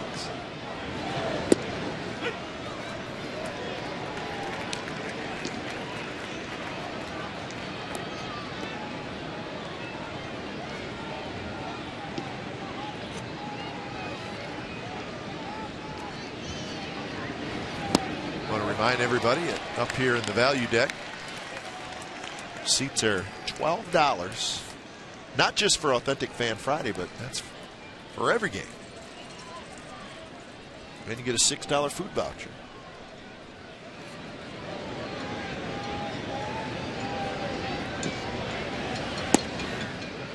Pierre with the take. So now it's a full count. Pierre swung at strike 2, a pitch out of the strike zone, and looked as if he knew he was going to get another one. He's not going to swing at it. Will he get the same slider here? Will he swing at a bad pitch? And he did. Not surprising. It happens all the time with Michael Wirtz. Time now for the Home Depot doing more on defense. Kevin Kuzminoff, what a great play. Boy, you think back last Mother's Day against the Devil Rays of the Rays. Kuz made a couple of 2 or 3 great plays with Dallas Brady. Does it here tonight. Omar Vizquel with great concentration by Kuz. Sliding near the A's dugout, and Robs at least does not give Vizquel another opportunity to swing the bat.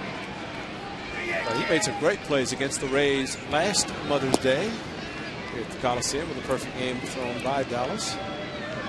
And we wish Dallas Brady the best. We got the bad news on Wednesday that Dallas is going to have surgery Monday on his left shoulder. And we hope for a quick recovery from him. And then they finally found out exactly what was wrong and will take care of it. 1-1 to Alexi Ramirez.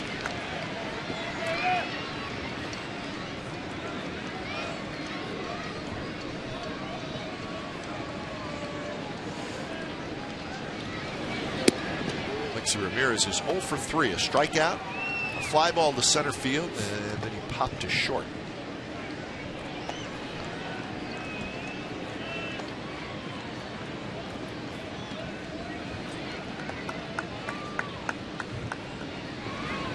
Swing and a miss. He waves at that slider. 2-2.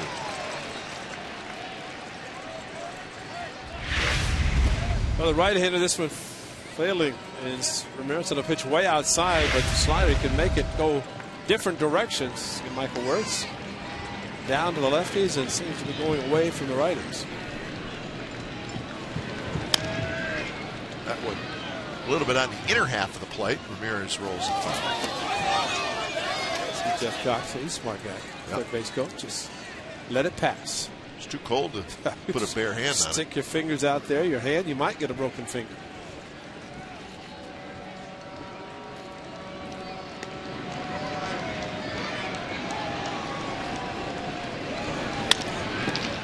Grounded toward Ellis, who ranges to his left. Side retired. Good inning for Michael Wirtz. Couple of strikeouts, bottom of the 8th. Coming up, it'll be Pennington, Crisp, and Barton.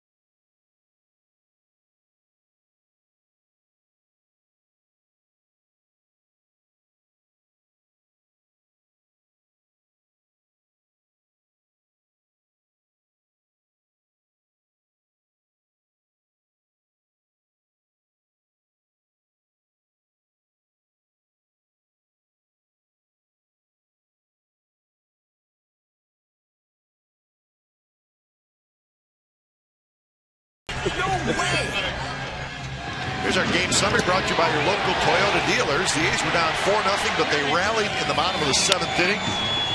Scored 3 times on 4 hits, and they have made it a ball game. 3rd run coming on Kuzmanov's sacrifice fly, just deep enough to score Kurt Suzuki. So bottom of the 8th, A's come to bat. Jesse Crain facing Cliff Pennington. Crain came in and did a good job in the 7th. 4-5-0 for the White Sox, 3-6-1 for the Athletics.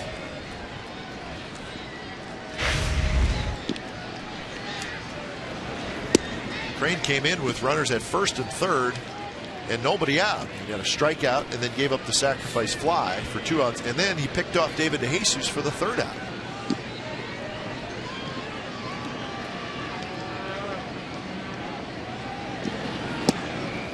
Off-speed pitch and a good one. Drops in, and Pennington behind in the count, 1-2. The White Sox signed Jesse Crain to a 3-year, $13 million contract. So not only did they get him, but they took him away from a division rival in the Minnesota Twins. Well, they went from one cold place to another, so it wasn't as if he got to warmer. But you get accustomed to it. Great setup role, and talked about setup relievers getting paid a lot of money. Well, here's a prime example right here. It was a good winter to be a quality 7th or 8th inning guy. Right. 2-2 now.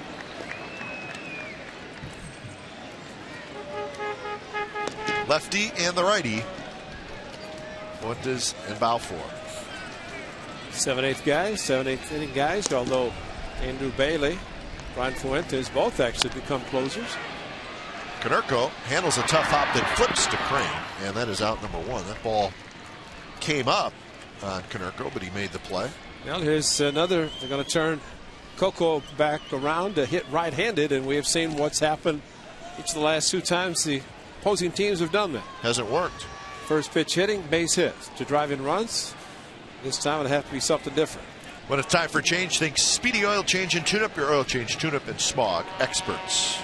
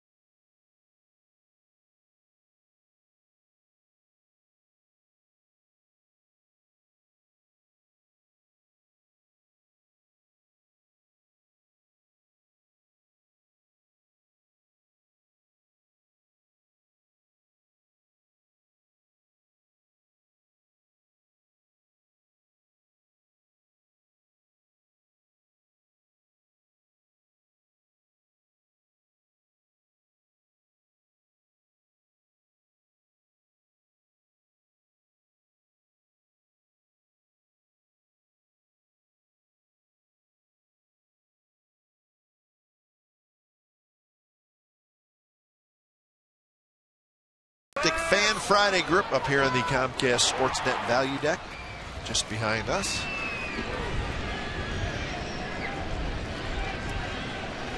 So Matt Thornton comes in, the hard-throwing left-hander, as he faces Coco Crisp, and the first pitch down and in. So 1 out here in the bottom of the 8th. It's a 4-3 White Sox lead. Matt Thornton was going to be the closer for Ozzie Guillen to start the season, but some problems developed, and say there's could have had 2 saves in that series. That It's not the case. Fortunately, A's got 2 wins of the 3, so trying to come back in this one, down 4. Now down 1 with this being the 8th inning. 3-0 pitches right there to Coco Crisp. Thornton was an all-star last year. That's how good he was. But struggling so far this year, but right here pitching the 8th. Comes back to get a couple strikes on Coco Crisp. So the count is full. White Sox signed Thornton to a contract extension. Did that in spring training. And not close, and there's the walk.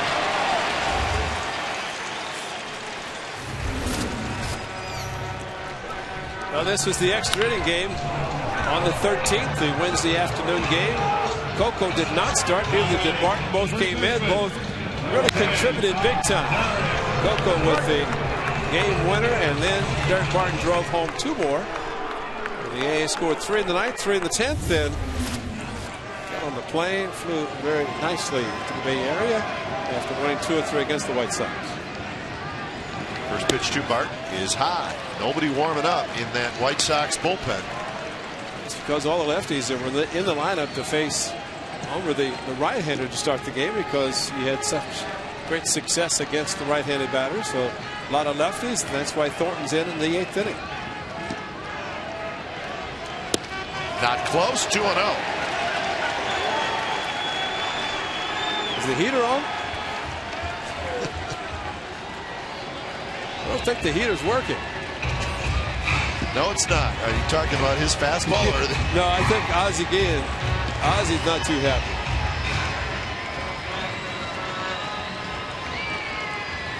Thornton's got a hitter at the plate, and Derek Barton, who's a very patient hitter, knows the strike zone. And now 2 pitches, not even close.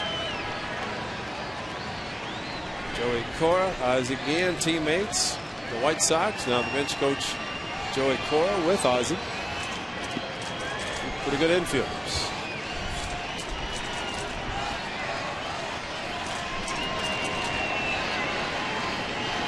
Sweeney is in the on-deck circle. Coco Crisp, the tying run at first, inching off.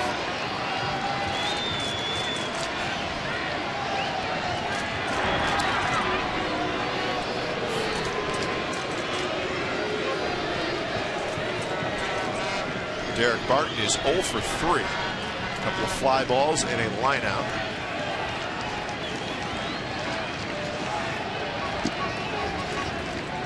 Coco runs, pitches a strike, throw to second base, is not in time, stolen base.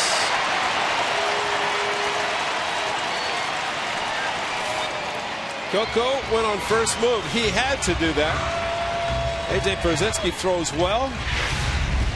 And the throw was there, but look at the huge jump by Coco Crisp. By the time Pierzynski got the ball, there was no chance. And even with Ramirez straddling the back at second, dropping the tag, could not get it.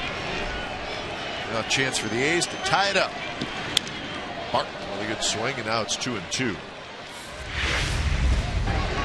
Coco Crisp going to turn to the side, head down all the way, depending on Derek Barton to take the pitch, which he did. Great shot there with shortstop stride in the bag. Coco Crisp getting the hand in, this time staying on the bag. 2-2 to Barton. Barton goes after a high pitch, fouls it back.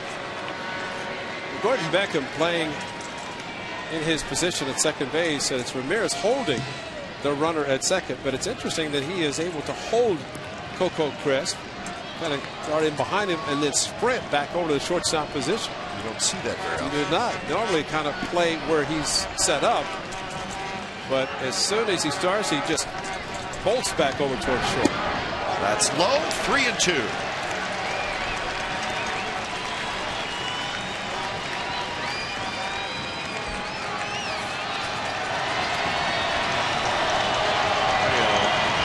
Breezy it is. There's a newspaper blowing out left center field right across the grass. 3-2 pitch. Barton shoots it foul. Now that newspaper's at the shortstop position. Listen, you I don't think it's a newspaper. It's a garbage bag. Paper bag, garbage bag. Oh, I know. You think it's breezy down there? You want to be up the third deck. Value section. We should do a game from up there sometime. Another 3-2 to Barton. Barton hits it hard, but right at Konerko, who wrestles with it, steps on the bag, second out, crisp to third. Might have been ball 4. Too close to take, though, and Derek Barton going after it. Nobody warming up the bullpen. It's going to be a pinch hitter for Sweeney, and that is Connor Jackson. So the pitch, fastball, too close to take. And good to see Derek Barton be aggressive on that pitch instead of assuming it was going to be call the ball. But as again, depending on Thornton, and he knew that Connor Jackson was on the bench. Number 28. Knows Josh Willingham is not. Is Josh serving his suspension tonight? So Connor Jackson will hit. Having a good year, 284, a homer, and 12 RBIs. Fastball hitter facing a fastball pitcher. Up there and saving the bullet. First pitch, a strike to Jackson. See, that's the height that the pitch that Derek Barton just swung at. So pretty good idea that he did swing at it.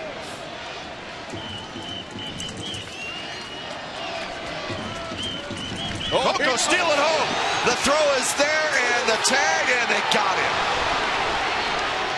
Coco took a shot trying to steal home, and Brzezinski put the tag on him, and boy, you do not see that very often. Well, Coco could not pull it off. Well, Brzezinski went after it, tried to go around him, and Brzezinski diving at him.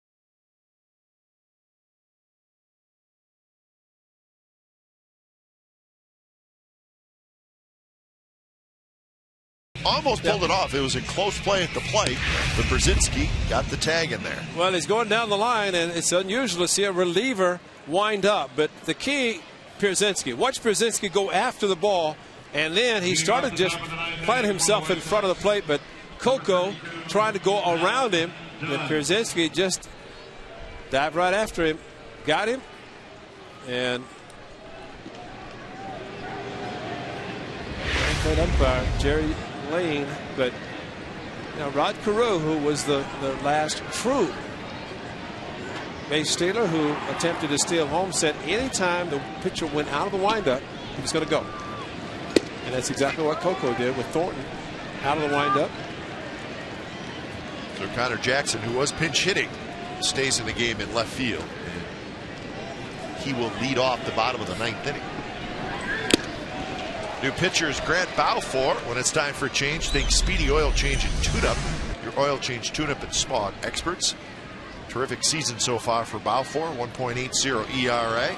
17 strikeouts in 15 innings as he faces Adam Dunn. Duran, that play. Strike 3 called. Adam Dunn can't believe it. He's John with Jerry Lane. Now, can Berzinski, can he see the runner coming the whole way? I mean, the batter in the right-handed box, is he blocking him at all? He's blocking him a little bit, but I think you hear from your dugout. Yeah, you know something's going on.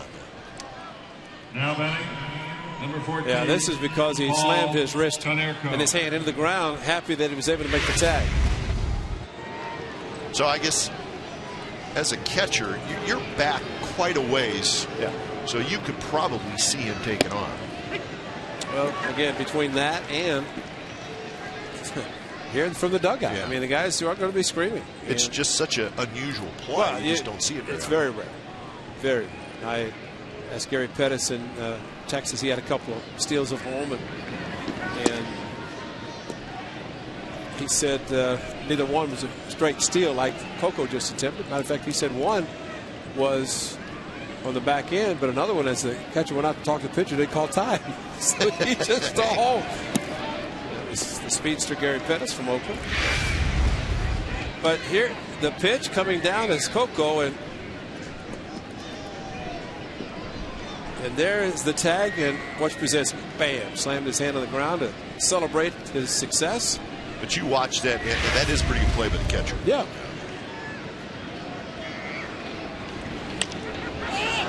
But you know what Connor should have done? Stayed right there. Swung with no contact, but it would have prevented Brzezinski. He might have interfered.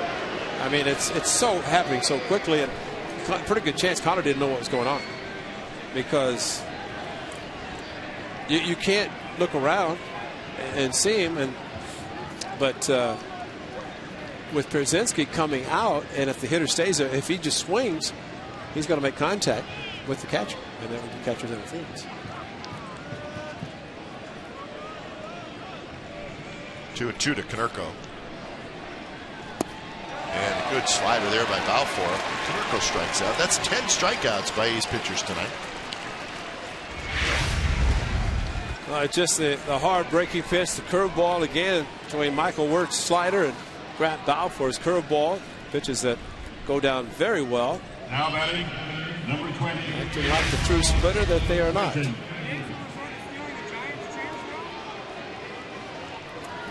You know, on that play too, Ray, I guess if you're the runner, you're probably hoping maybe the pitcher rushes a little bit and makes a bad pitch home. Walks, throws a breaking pitch. It happened to be a fastball. Anybody going to catch it? Ellis at the last minute puts the glove up, makes the catch, and we are headed to the bottom of the ninth, folks. It'll be Jackson, Matsui, and Suzuki.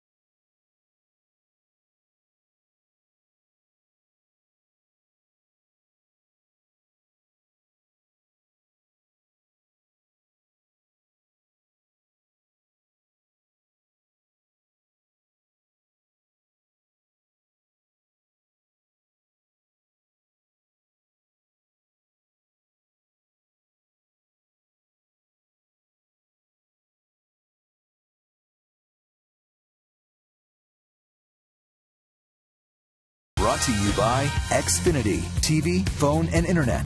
Reinvented. And by Chevrolet. Go to ChevyBaseball.com to support youth baseball and help make a moment kids will never forget.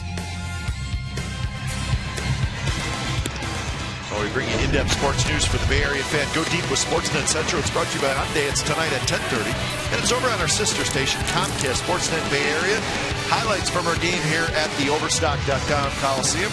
The Sharks look ahead to the Vancouver Canucks Western Conference Finals. And Andre Ward, the native weighs in. Jim Cosmore and Dave Benz will host. We've reached the bottom of the ninth, and it's the White Sox 4, and it's the A's 3. And the fans up in the value deck, not only having fun, but they're looking for a little ninth inning magic. Maybe a walk-off. When it's time for change, think Speedy Oil Change and Tune-Up, your oil change, tune-up, and smog experts. And Ray, to say that this guy is having a good year would be an understatement. He has not allowed a run of any kind. And he's got 20 strikeouts in 17 innings. And look at the hits allowed. Just 8. The A's saw him in Chicago, 2 solid innings. So Sergio Santos, the first pitch to Jackson, runs inside with a 94-mile-an-hour fastball. The right-handed hitters against Santos this year are 1 for 25.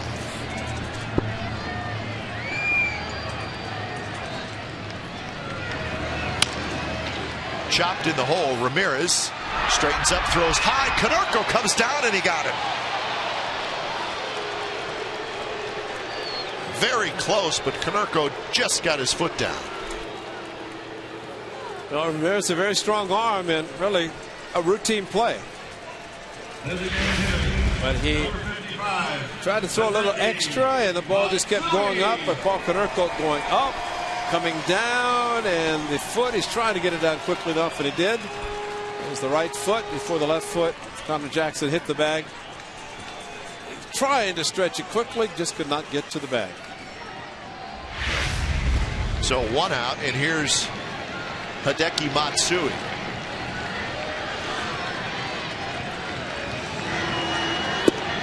Fastball outside corner, strike. Matsui had a base hit in that 7th inning. He also scored a run. Hitting .238.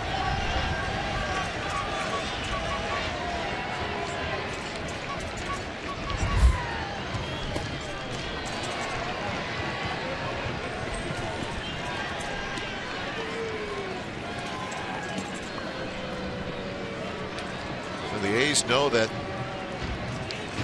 the Rangers beat the first place Angels tonight 4-1 down in Texas.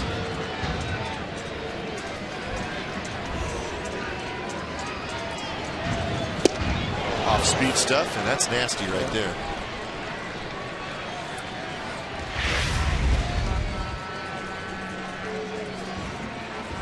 That's a strike either way. You could throw that 100 times, you'd probably get the same swing 100 times.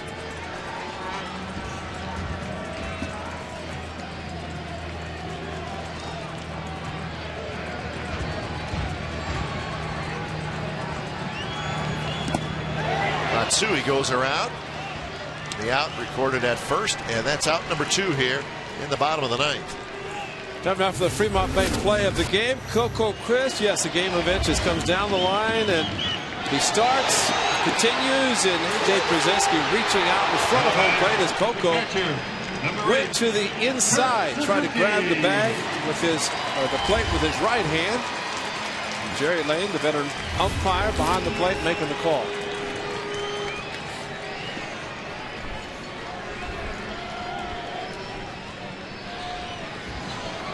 So Kurt Suzuki will try to get aboard. David DeJesus would be next. Santos kicks in the first pitch to Suzuki. A breaking ball in for strike.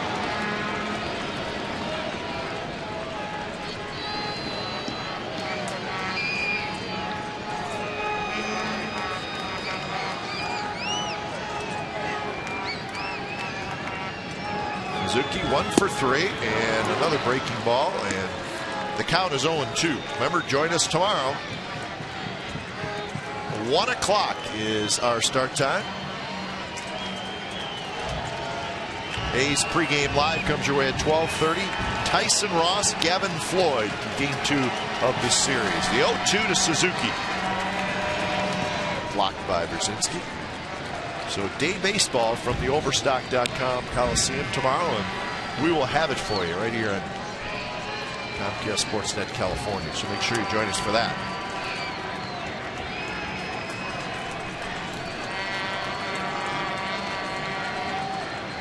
Outfield straightaway for Suzuki. Santos is ready.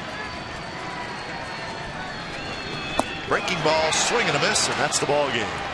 So Sergio Santos, very impressive. He gets the save.